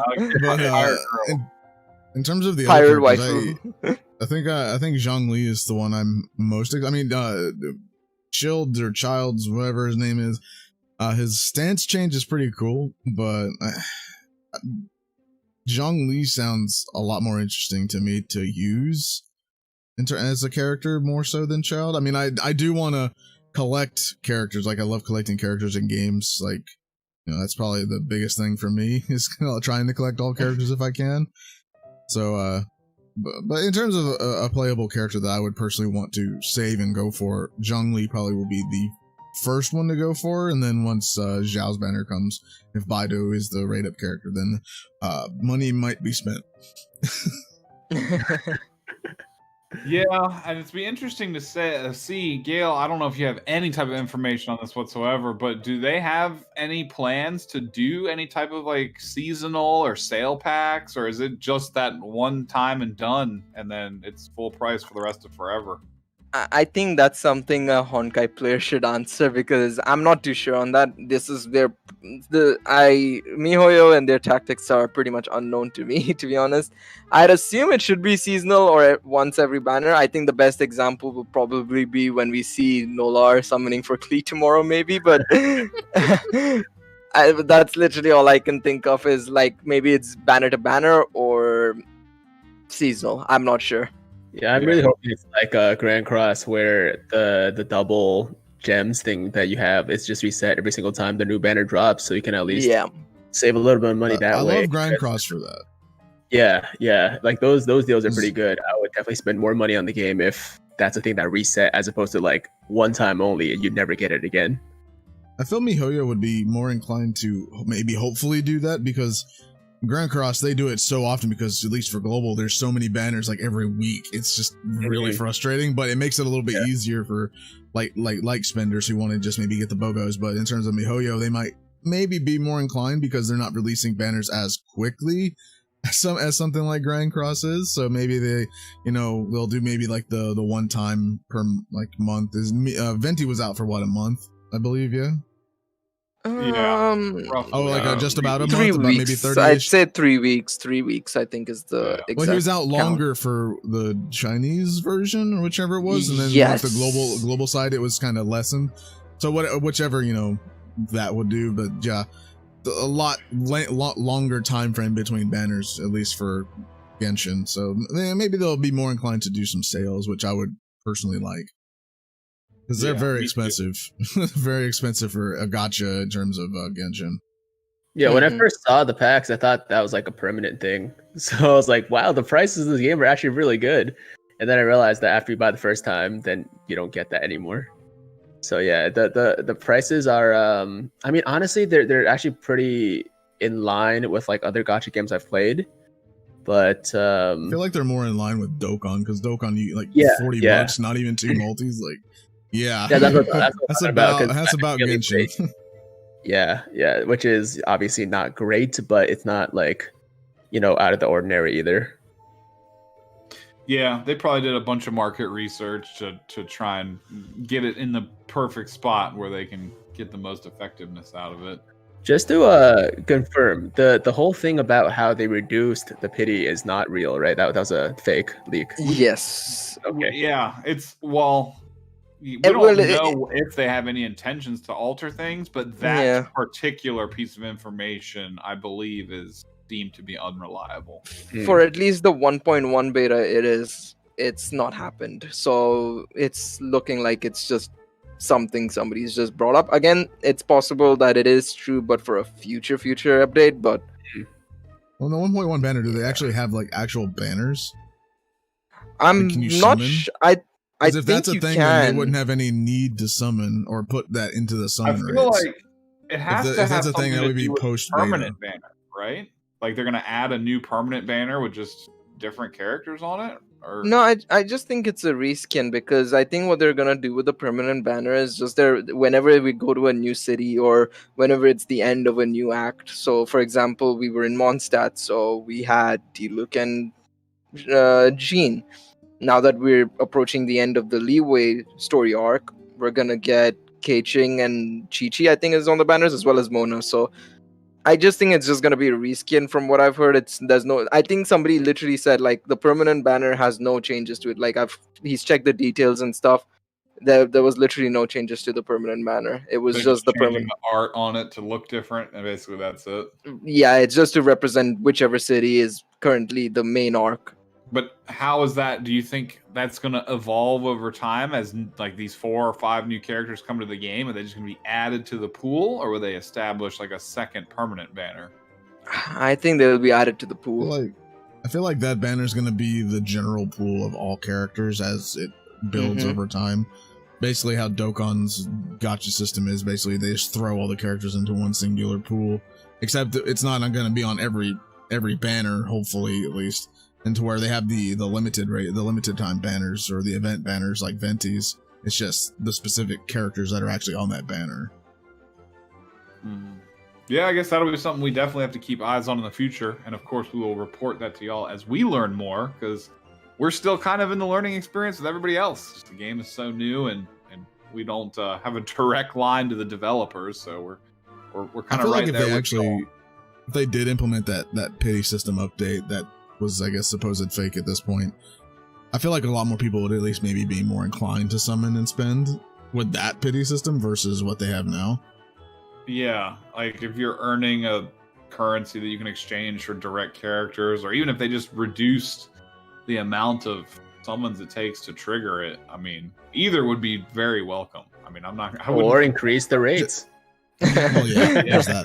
Honestly, I mentioned this last week. I don't see them doing anything. If anything, they'll probably pull an FGO and have like a 2 times a year guaranteed SSR / guaranteed 5-star in this case, where you're guaranteed a 5-star of your choice, but you'll have to use the Genesis crystals, which is the paid currency, to summon on that specific banner. I think that's like what's a going to premium only summon that Primo doesn't work on, but with really good rates or deals on it. I Yeah. could see that. That's something that like Dina Corp did with like Final Fantasy Record Keeper. They'd have summons that could use the premium only or the regular currency. Mm-hmm. And then That's what as Masters well, does too. Yeah, Yeah, You have, Masters like, does you that, have, and like, your Regalia. pay, you have like your Yeah. quote unquote paid gems, and then you have the ones that you earn. So you can't actually use some of the free gems on like the single discounts, which I find stupid. I mean, I don't like that. yeah, I mean, the ultimate point I guess we could bring up to that with the pity system is the player base itself hasn't really given them too much reason to change things. Like we've all seen the meme or the post floating around where it was like within the first 2 weeks they made $100 million, recouped all their million development costs, are well into Yeah. the profit zone. Yeah. So Yeah, that's not Nolar very was much 66 million of encouragement. that. Yeah, that's not very much encouragement for them to change what they're doing because they're extremely successful right now. I mean, and plus the popularity is insane. I mean, the fact that you have Genshin ads running on like the New York subway and like trains, metros, and trains and Yeah, metro systems all over the world. Train cars and stuff. I've seen that. Yeah, it's ridiculous, man. It's No, like look- they've done a very good job with the marketing side and the just general like selling this game to the audience. Looking at it now, the updated summon system that was quote unquote leaked, right? It didn't make sense that they would take away you actually summoning a character and then putting an Yeah. item in replacement of that. That looking at that now, that sounded really stupid, and I don't know why they would change it. Getting the character would be more inclined. It's like I don't know why they'd change it to here's an item, only- go buy it now. The only reason why I thought they would have changed it to that, and I saw maybe a semblance of truth to that, I was always a bit confused at that. I was like, "There's no way they're gonna do that." But my thought was that the only reason they would do that is because of the amount of casual, the casual player base that had been dropping into the game. So I was like, maybe they didn't want to scare off a lot of the player base that doesn't play gachas on the regular. So that's probably the reason why they might change it. But yeah, now that you think about it, it's just like they wouldn't have done it. That's just stupid. The whole point of the gacha is like you want to summon the character. You don't want to summon for a stupid item to go buy the character, right? Exactly. Yeah, Like that's even kind of if it's, already like what- even keeping the weapons there, it's like no, who wants to summon for the weapons? No one cares about the weapons that much. I mean, obviously some people do. I mean, the law is gonna, but I mean, in terms of like a regular person, most people are summoning for the characters. They ain't summoning for the weapons. Yeah, that's definitely a huge factor. Like the characters are what sell more so. Weapons are just kind of an auxiliary that's on there also. I feel like the excitement for a summon. It's like, oh, a bonding fate for who? But it's also that's Like, also kind of why? the purpose of the Masterless Stardust already. Like it already serves that purpose. Like you do summons, you get that currency, you use it as a consolation to buy other stuff. So Yeah, and if you're no Lar, you can literally buy any character anytime they come out. and have 20 million more also. Just on an infinite slider. All right. Well, in the spirit of that, there are, I guess, before we move into questions, a couple of quality of life items that we know that are coming to the game. Shouldn't take us too long to cover these, but there is the Geoculus and Animoculus Compass, which seems to also come with a resonance item that'll give you like an audible beep as you get closer to it. I think that's super convenient. There's the. Oh, go I'd ahead. like to correct on that. There was a bit of a not mistranslation, but a miscommunication in terms of that. What apparently it is, from what I've heard, is the latest. The Animoculus and Geoculus resonance items exist. That's at level 9, but the compasses are more so, from what I've heard, for chests. So chest hunting is going to be a lot easier with the compass items. Again, it's subject to change. I'm not too sure if it's actually true or not, but that seems to be the case. Well, anything to help you find more of anything is going to be greatly appreciated. So there's really no complaints there. Like, I mean, the system isn't even broken right now. It's not that hard to find stuff. Like, yeah, I mean, for the Geoculus and Animoculus, you might have to hit that interactive map to just see where they are. But I think they're good quality of life items that I can't really complain about. There's also the portable stove and the portable waypoint, which I think also with the portable stove, they said they're considering adding like a quick knapsack for like quick food, where you Mhm. like if you're in the middle of the battle, you can just hotkey like up to two or three food items Yep. that you can use quickly. Portable stove obviously will allow you to cook anywhere. That one seems a little bit less useful because there's generally like the campfires that are scattered all over the map, so I haven't really had too much of an issue with that. But the portable waypoint, I think, will be pretty valuable for teleporting to certain areas that are kind of really annoying to get to. I know Yeah. last week you had Gail mentioned like the Geo Cube boss fight and like the basically the stuff in the bottom right corner of the map. Yeah. Be like a hot spot for that. The And only then problem I have with the waypoint, from what I've heard, is it lasts only for 7 days. So you have to go and replant it every 7 days to where you want it to be. Which, in hindsight, is not bad. It's not like, oh, after one day it just disappears or something. But you have to make sure you remember every week that it doesn't exist and go and replant it in that specific location. now, can you pick it up and move it manually within that 7-day period, or is it once it's down, it's down? I don't know about that. That is something that I haven't inquired into. Okay. Yeah. So a lot of that stuff, again, we're just reporting its existence to y'all, but just like y'all in the audience, we don't necessarily know everything because we don't have any information that everyone else can't find. But also, probably the most, I don't want to say controversial, but the most interesting item that they're adding, I think, is this new concentrated resin, which everyone at first assumed would be super beneficial, but I think it's just kind of more a convenience item now, looking at it, where basically if you don't have the time to play the game, say, for like a day and a half, like say you're a businessman, you're a working individual, and you have to go out of town or something, and you can't play the game on mobile for whatever reason, you can, or like you have like 5 minutes to log in, and that's it. You can use this concentrated resin as like a bank for your resin, just to like pseudo deplete it so that it can continue to accrue over time. Is that right, Gail? Yes, basically it's just something that allows you to like store resin if you're not planning on using it for like a day or so.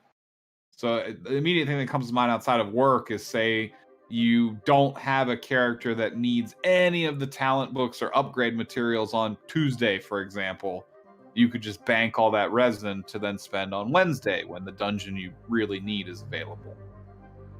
I think that's kind of the main idea behind that. Yeah. Any other thoughts from Hydros and Tiger on all these items or quality of life improvements? And is there anything that stuck out to y'all in the game that you think needs a quality of life improvement that might not have been covered or mentioned yet? Resin. Yeah. No, I mean that resin bank thing sounds pretty cool. I'm not at the point in the game now, or like, you know, I'm still pretty early on, so like as far as like saving it, haven't really had that issue. Like I've pretty much used it as I, you know, like as it refreshed. But I can imagine like when you get to a certain point where you've, you know, almost maxed out most of your characters, you're just waiting for like specific events to become available.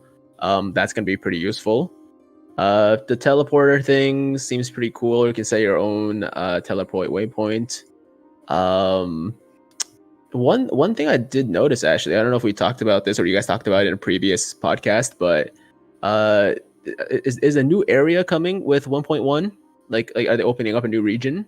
No, No? I've spoke the people. It's just like so they're opening up a small, very like it's not even significant amount. It's not even a significant amount of a section they're opening up at the Okay. bottom of Leeway just for that specific Golden House domain. I see. But beyond that, the big region update is probably going to happen in 1.2, which is December end, and it's going to be that whole Dragon Spine sort of area. So the Icy Mountain area, basically. I see, that's super exciting because one of the most fun parts of the game for me is the exploration, right? So I can't wait for that. But as far as other quality of life changes, I can't think of too many at the moment. Probably have to go back and just like go through the game and see, you know, what bothers me. But no, I think the stuff that's coming is good. I think it sounds like a good step in the right direction. And I'm gonna pass that along to Hydros. Well, everything's good for me. That's about it. Everyone's pretty much got it, Okay. I would say. All right. That's literally all I got.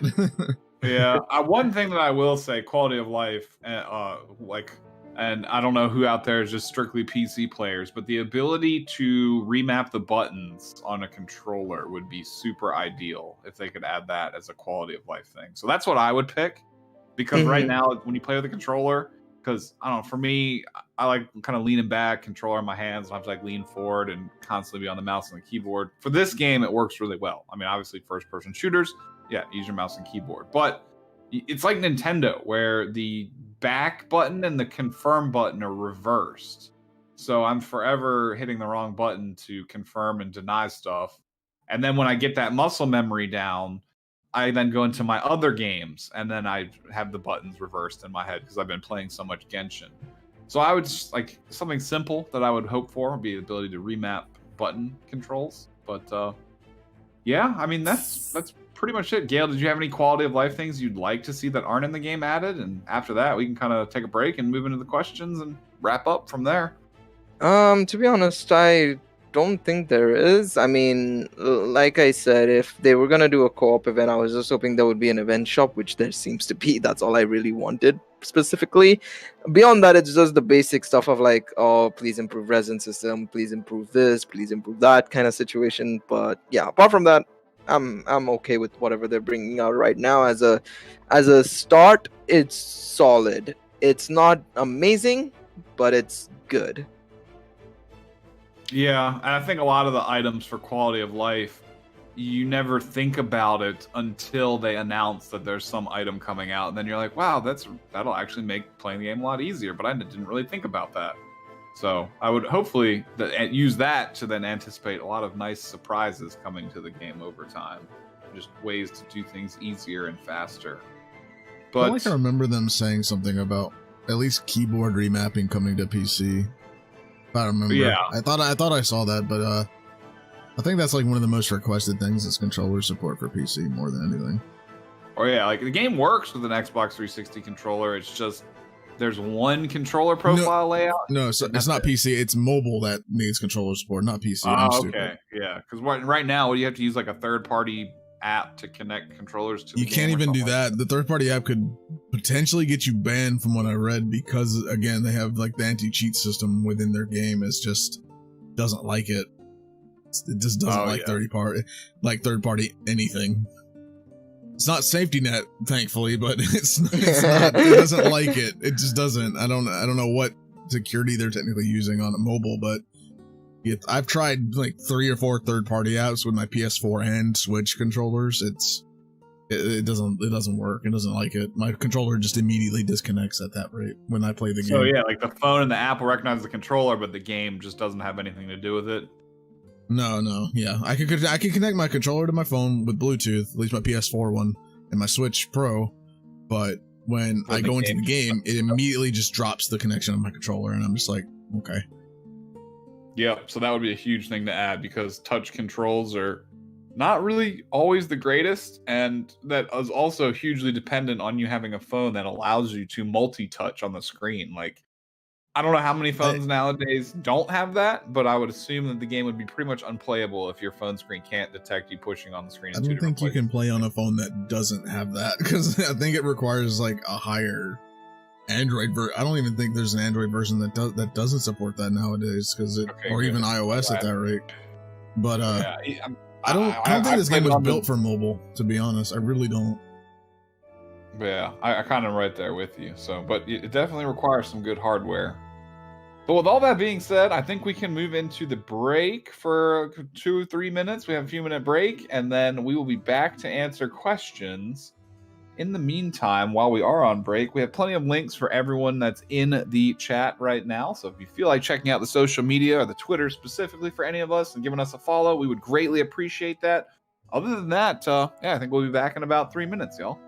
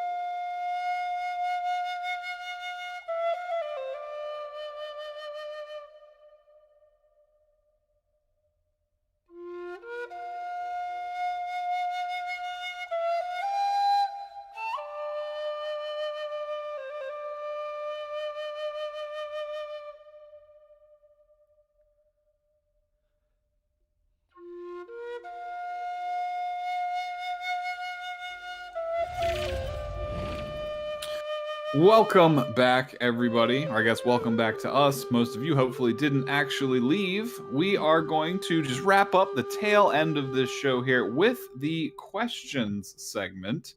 Oh, and Professor Sensei is joining us, so I'm glad he can make it in here. What's going on, Prof? How are you doing? Hey guys, sorry, my life has been crazy. No, you're good. Do couple you have hours. any input you want to add on like every single thing we just talked about so far? That's kind of a joke question, by the way. Yeah, I guess I caught the tail end here. I saw you guys all on the channel, and I came to apologize. I guess I caught you while you're still alive. So hey, everybody. Yeah, we're just so at the very sorry. end doing questions, but you can hang around. Like you're Definitely. a valued contributor, and moving on to the questions, let me navigate here so I can actually see them myself. We are looking at, sorry, I gotta scroll up here a little bit. The first question being from Mr. Fresh Gamer 101. Do you guys think that we will ever be able to farm constellations on characters besides the main character? Kind of like how Legends gives you a bunch of multi-Z power to get duplicate stars on your characters in that game.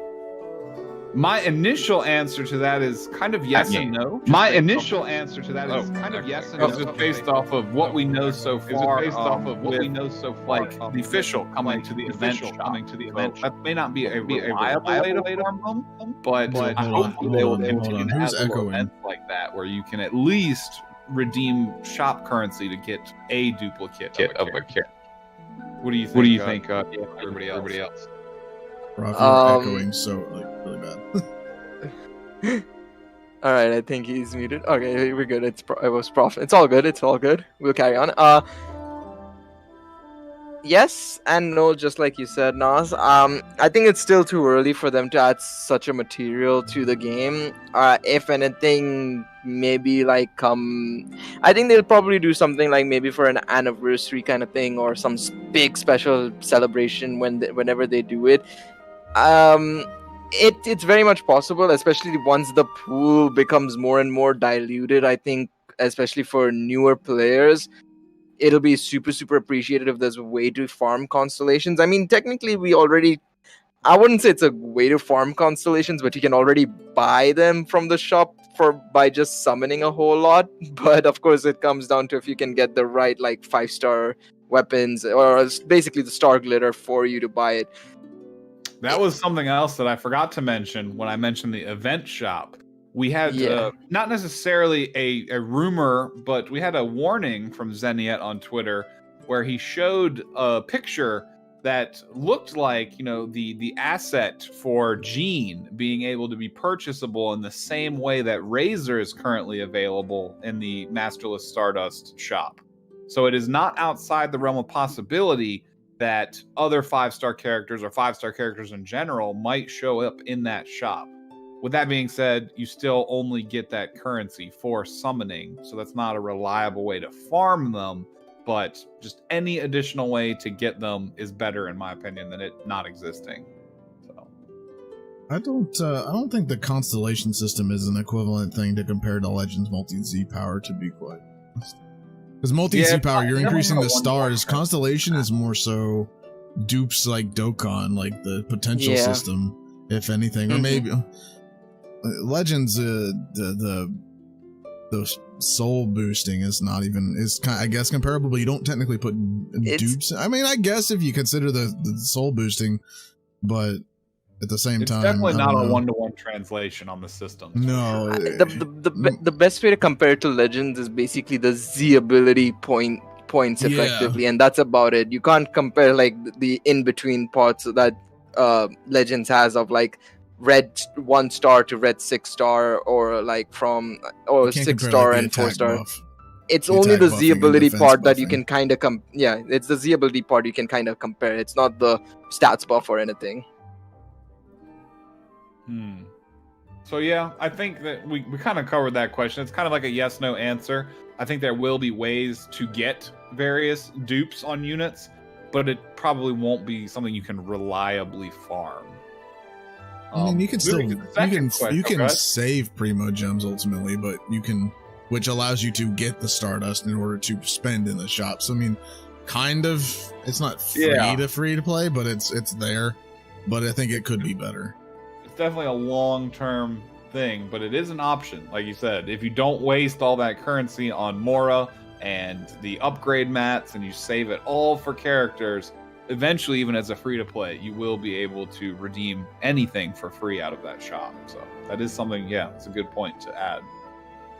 But moving to the second question, we have Doken Player asks, what are you guys looking forward to? From events to story or new in-game features and tweaks that encourage co-op. I guess we can start with Tiger on this one. We've kind of covered it already, so we might be reiterating something we've already talked about. But what Tiger, what is your opinion? What would you like to see the most to excite you about the game? Yeah, I mean, I already talked about this earlier, but the kind of content that I'm really looking forward to is really, fighting. Well, obviously something with challenge that requires you to, think a little bit or strategize, at least like as far as team building goes, like having different people with different roles as opposed to like just having everyone be, DPS or Diluc or whatever. Because like when I was doing the Crucible thing, like I had so many parties where it was just like, 4 Dilucs. And it was fine, but it was like super mindless. And like I said, after the first couple of runs, it got really boring. So I want modes that really challenge us a little bit. And specifically, I want like, raids where like, you're going through a dungeon together and then you're fighting a boss that's like got, certain attributes that maybe like, you have to have different types of characters to like, weaken them or whatever it may be. And also I really like the idea that Hydros put out there where, you're fighting like either waves of enemies that are like harder and harder, or like a boss that gets like harder and harder as you go through like the different stages and see like how far you can go. And I think most people that play games are at least somewhat competitive, so having like some kind of a leaderboard would be really cool too, so people can try to get higher than, or either be like at the top of the rankings, or like at least like be higher than their friends, so they can like flex on them and all that stuff. So just a few ideas that I had. Obviously still got to think about it a little bit more, but just give us stuff that like makes us think a little bit, not as mindless. I think that's kind of what I hope to get soon. I can definitely agree with that. What about you, Hydros? Again, we might be repeating some stuff we already mentioned earlier, but what is the thing that you would like to see the most to get you excited? As I mentioned before, and as this Tiger mentioned, yeah, I would like the thing to where you could actually have like a boss, like one specific area fight, like maybe go through a dungeon, then you get to a main specific boss to where you and your friends strategize, and not just mindlessly using a DPS character and a healer just to bounce through it as quickly as possible, but to where like the final boss area is just one final boss phase. Oh, I guess I'm kind of considering final boss in the mind of Grand Cross, but not as deep as that, I guess. But to where you have the one enemy, the one phase of the boss, it's kind of easy. You can stay in there as long as you want, and as you keep beating it, it gets progressively harder and harder and harder. And you and your friends have to mainly strategize on how to keep going through and not dying. And if you die, then if one of your partners dies, then they're out for good, and then you have to continue with the people you have left, and then and you don't get to use the other character at all, to where you have to then strategize with even less people and figure out how to keep going. And as it gets harder, that's going to become even harder for you and your friends to do, and that's more fun to me than anything else. I would like to see something like that. It's almost like almost like a Call of Duty Zombies mode, where you just like get as many waves, get as far as you can, and then you brag about it afterwards. Right, maybe even tweak it to where it's not just one specific boss that gets harder and harder and harder. Maybe like one phase that has multiple phases within it of one boss, and then another boss comes in and that's even harder than that, and then it has multiple phases within that, and so on, and keep going and going, and then to where it eventually just one-shots anybody on the field, and then you basically have to just keep dodging and just strategizing even better. That would be really fun, honestly. I would like that. Even don't use Resin. Oh, go ahead. Just don't use Resin, please. Yeah, I was like, even going with what's currently available in the game, something they could do would be like, you start off fighting the ice flower, then the fire flower, then the lightning earth cubes, and then they appear 2 at a time, and then 3 at a time, and then 4 at a time, and that could just keep scaling up to the point where you just get, like you said, as far as you can, and you get rewards or leaderboard placement based on that, and that would be really cool, I think.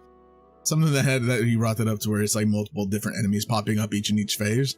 The mages would be super annoying to fight. I absolutely hate the mages in some places. Oh my god. Especially when it's as like Prof has mentioned before, when it's the water and ice mage together, they are the worst ones to deal with, and it's super annoying. But I mean, that would make it fun too, having those little mini ones in there with the big bad boss and stuff like that. Having stuff like that thrown into the mix would be cool too. I'm right there with you. What about you, Gail? What is something that would most excite you moving forward? I mean, I'll say I'll break it down into two things. I think the first one is very simple and straightforward. Please, more areas to explore. I love exploring, so more areas to explore. I know it's gonna happen inevitably, so that's what I'm looking forward to, as well as just getting more and more stuff to explore, hunt down. I'm ready to get another 500 oculi, 100%.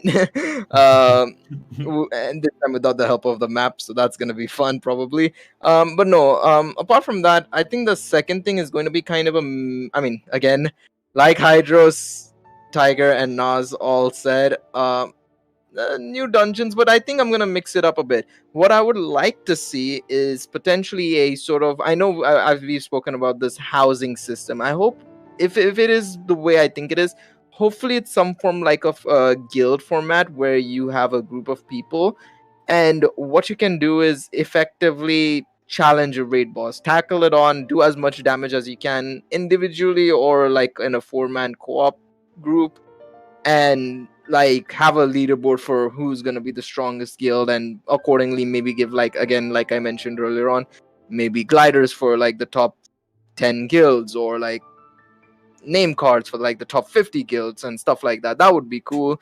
And it's a bit of a difference compared to what these guys have said, but also incorporating the co-op system as well as something different as well into the game. Yeah, as far as other game modes that I was just thinking about this, it doesn't have to be like fighting, right? Like I wouldn't mind some, like, or at least like as part of these like boss fights, maybe like when you're leading up to the boss, you can like have some like puzzles, like group puzzles where, you know, like each person has to like be somewhere, like do something, and you have to, obviously it requires some more communication between the different members. But something like that, honestly, I think would be pretty cool too, because like I think most of you guys probably like came across this already, but there's that like one area where there's like a bunch of torches. You have to like light them up in a certain order to like get the chest. And like, so I didn't know anything about that. I just like found it, and actually no, a buddy led me to it, but he didn't really like know too much about it either. So I spent like 30 minutes on stream trying to figure out how to light these damn torches. And it was like kind of annoying, but at the same time, it was like really fun. And when I finally got it done, it was like one of the most rewarding like feelings, right? One of the most rewarding experiences I've had playing the game. So something like that in co-op too, I think would be really cool. Yeah, definitely the group-based puzzles would be great. And like they don't have voice chat in game, but there is a way you can send text chat pretty easily. So they have the fundamental communication there to it could still work. It would take a little bit longer through text, but it would still work. Yeah, you'd be like, hey, go stand over there, I stand here, boom. And then, you know, you can get the basics done. So yeah, since you can at least have some fundamental level of communication, having more strategic and puzzle-based challenges, I think, would be great. And then for my answer, it's basically the same as what everybody said again, the co-op raids and the dungeons, but like Gale tried to do, to make it a little bit more unique, I'm going to say something a little bit more specific, and I would like a co-op version of the Spiral Abyss. Because, right now that's like the end game content. It's where the hardest bosses are, the hardest challenges. It's just kind of like those onslaught of just fights you have to do, and not being able to do that in co-op is a little bit poopy. I mean, I'm still fine with it the way it exists, but having that feature to have a co-op version of that, like, it doesn't have to replace what currently exists. They could open up a second Spiral where it's all doable in co-op, and I think that would be a source of a lot of replayability and fun, just trying to tackle the hardest content currently available with your friends. And it would arguably require less developmental time than designing a whole bunch of new dungeons. Although I would love those too, it's something I feel like they could potentially implement faster and get it to us sooner. So that it seems like adding more stages to something like that would be pretty easy too. or just like changing up the like challenge slightly, you know, like or like changing up the enemy slightly every single week or every month or whatever. So I feel like there's a lot of potential for them to just like add on to that. Yep. That would be my answer. Professor's still in here too, I think, if he's here. Yeah, I'm right here. If you can hear me, all what right. would be your answer? What would be the most exciting thing to make you kind of stay, super hype on the game? Now, I know this isn't as exciting for a lot of you, but especially since you already said the big one for me. Co-op, Spiral Abyss, whatever. We've crossed that off the list. That's what I want more than anything. You're going to give me something I kind of just wish was already in the world. I want rare monsters. Like, every now and then you just come across something you don't typically see, like maybe some mutant hilly troll or something, right? Something you don't find on the boss list. It's not advertised that it's going to be in this area, but holy crap, did I just run into that and make it like ultra aggressive or something with a crazy loot table? I would love to be exploring and find a crazy thing that I have to go fight. You know what I mean? Yeah, kind of like those little blue quests that just kind of randomly pop up sometimes, like the world quests or the area quests. You could have those, and it could be like a monster from like Diablo 2 or 3 that is actually like a named monster. Like, yeah, name. Yeah, exactly. So like it could be just like a hilly troll, but its model's 4 times bigger, and it could just be called the Giant, right? And it just has an enormous amount of damage and stuff, but it has a crazy loot table. That's the kind of stuff that gets me excited when I'm doing open world adventures. That is something that I have not thought of, but I think that would be great. And it goes hand in hand with what Gale said, because Gale was talking about how the thing that gets him most excited is the exploration, and adding a little bit more depth to the mobs that you come across during exploration would definitely enhance that experience, I feel like. So that's probably a great idea. The final 2 questions shouldn't take us very long to get through. They're much more cut and dry. That one was a real loaded question there. But the next one from Luffy is, as a free-to-play player, should I be doing singles or multi-summons? Now, this all harkens back to a thread that I saw on Reddit that actually suggests that doing singles is better in this game. But I'm going to default to Gale, because I feel like he might know, if he knows more, or if anyone knows more about the gacha system, I feel like he would have the best advice here.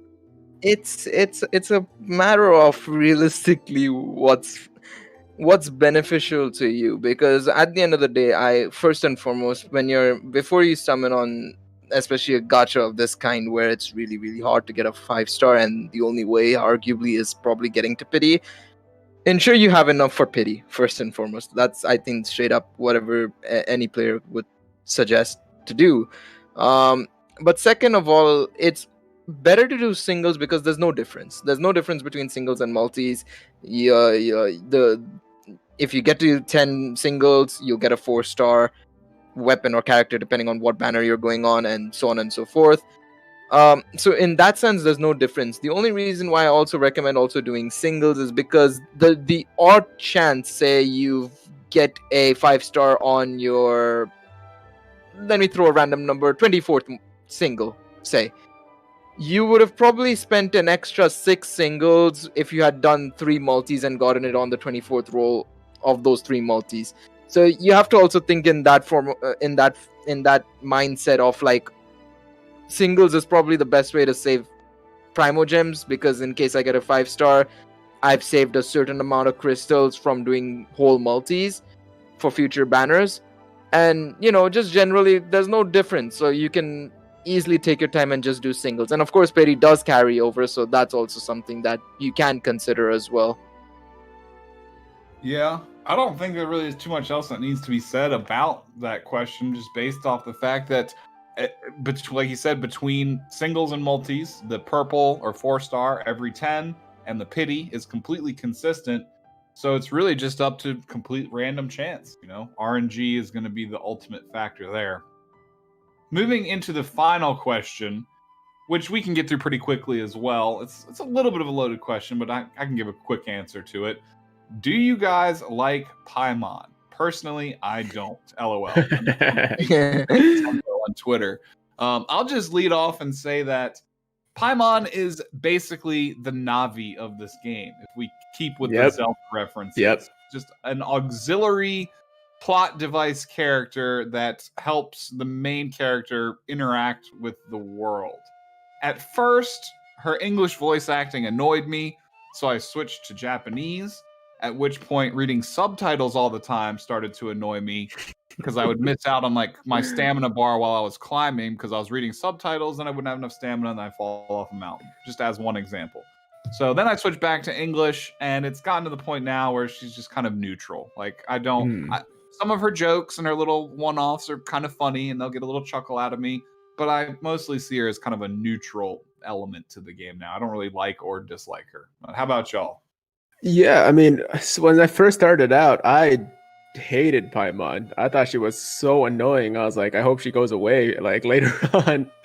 but then over the course of the story, at least like the parts I've played, like she has grown on me. She has some like pretty funny jokes, some pretty funny one-liners that are pretty savage, but like it's delivered in a like really like cute like tone, right? So it's like, I don't know, it's like extra funny to me. And yeah, I mean, at this point, I'm a fan. Like, I wouldn't say I love her, but she's she does, I think, enhance the experience a little bit. Like, she has a little bit more flavor to the gameplay. So I'm okay with her. I really like Paimon. What about who's next? Someone jump in. I think Paimon. I gotta agree with Tiger that.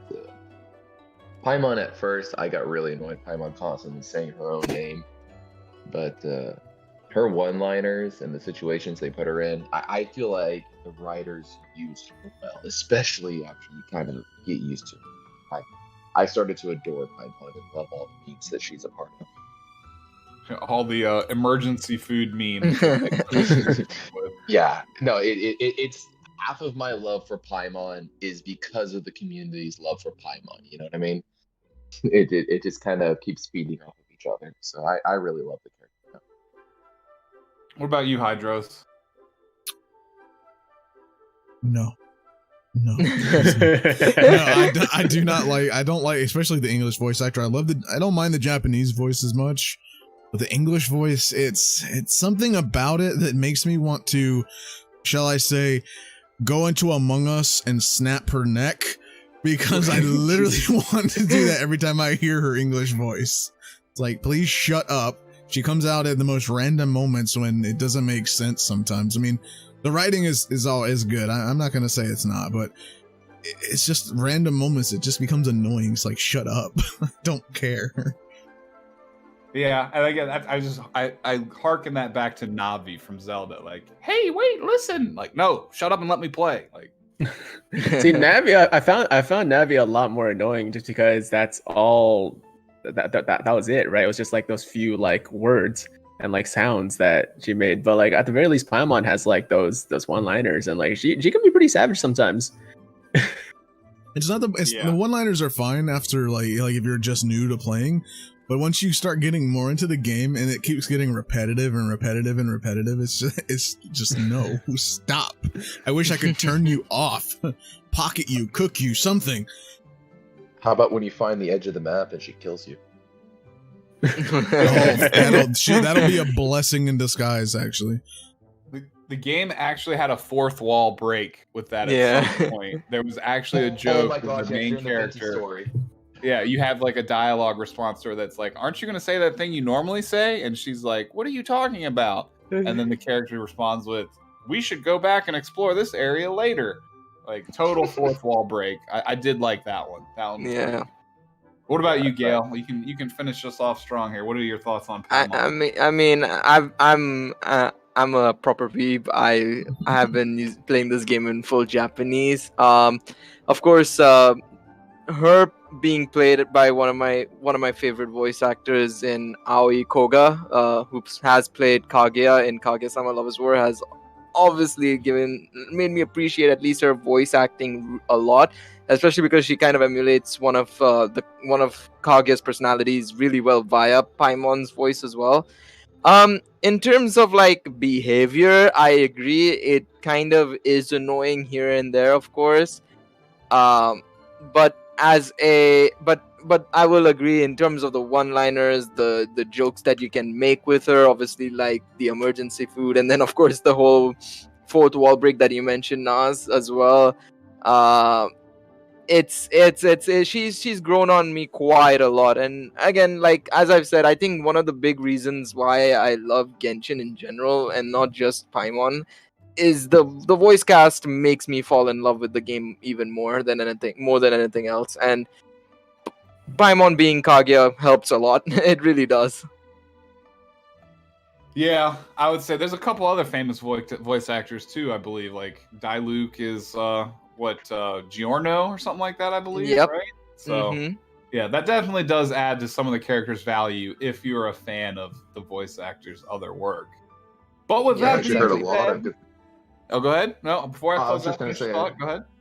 I've heard a lot of good reviews of the Chinese voice acting. I haven't used it personally, but I've I heard a lot haven't of people either, doing that one but as well. I feel like that one would make the most sense because then the lip syncing wouldn't be horrifically off. Yeah. I agree. That's the only problem I have running in Japanese or English is just the lip syncing is so bad.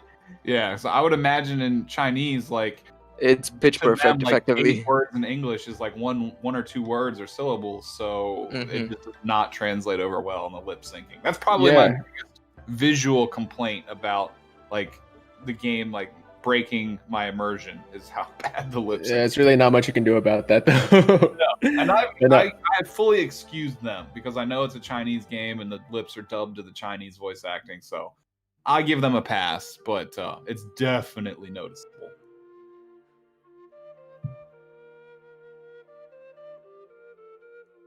So, any other closing thoughts from anyone before we wrap up, or we've covered pretty much everything, I do believe. No, I think that's I all. want to say is, yeah, for week 3 of Genshin Impact, I feel like I'm still going as strong as week 1. I don't know about y'all, but this game has yet to start wearing out on me. Yeah, I mean, I've hit the point where there's not much left to do, but that's where the exploration comes in. And like Gail had mentioned earlier, over time, as they continue to add more and more regions, and it's not as annoying just looking for common chests only inside of, Leeway or Mondstadt, I think it's just going to be even that much better. Remember, everyone, we still have, at least 6 more major regions to come to the game that's representative of all the elements. There could be a 7th too if they ever decide to fully incorporate Dendro into the game, which we're still kind of waiting on that as well. So plenty more regions, plenty more content. But today, in terms of content, that will be the end of the 3rd episode of the Genshin podcast for Pint Size Power. I do hope that everyone in the audience enjoyed this one. Ran a little bit longer, but because this is more of an RPG game, there is a little bit more to talk about sometimes, especially because it's still so new and there's so many things coming. With that being said, everyone who contributed to the podcast, links are in the description to access their Twitter and then their other pages through that portal there. So this is again for Tiger Uppercut, me, Naz Darachi, Hydros, Gale Riot, and a Professor Sensei. We appreciate you guys coming out.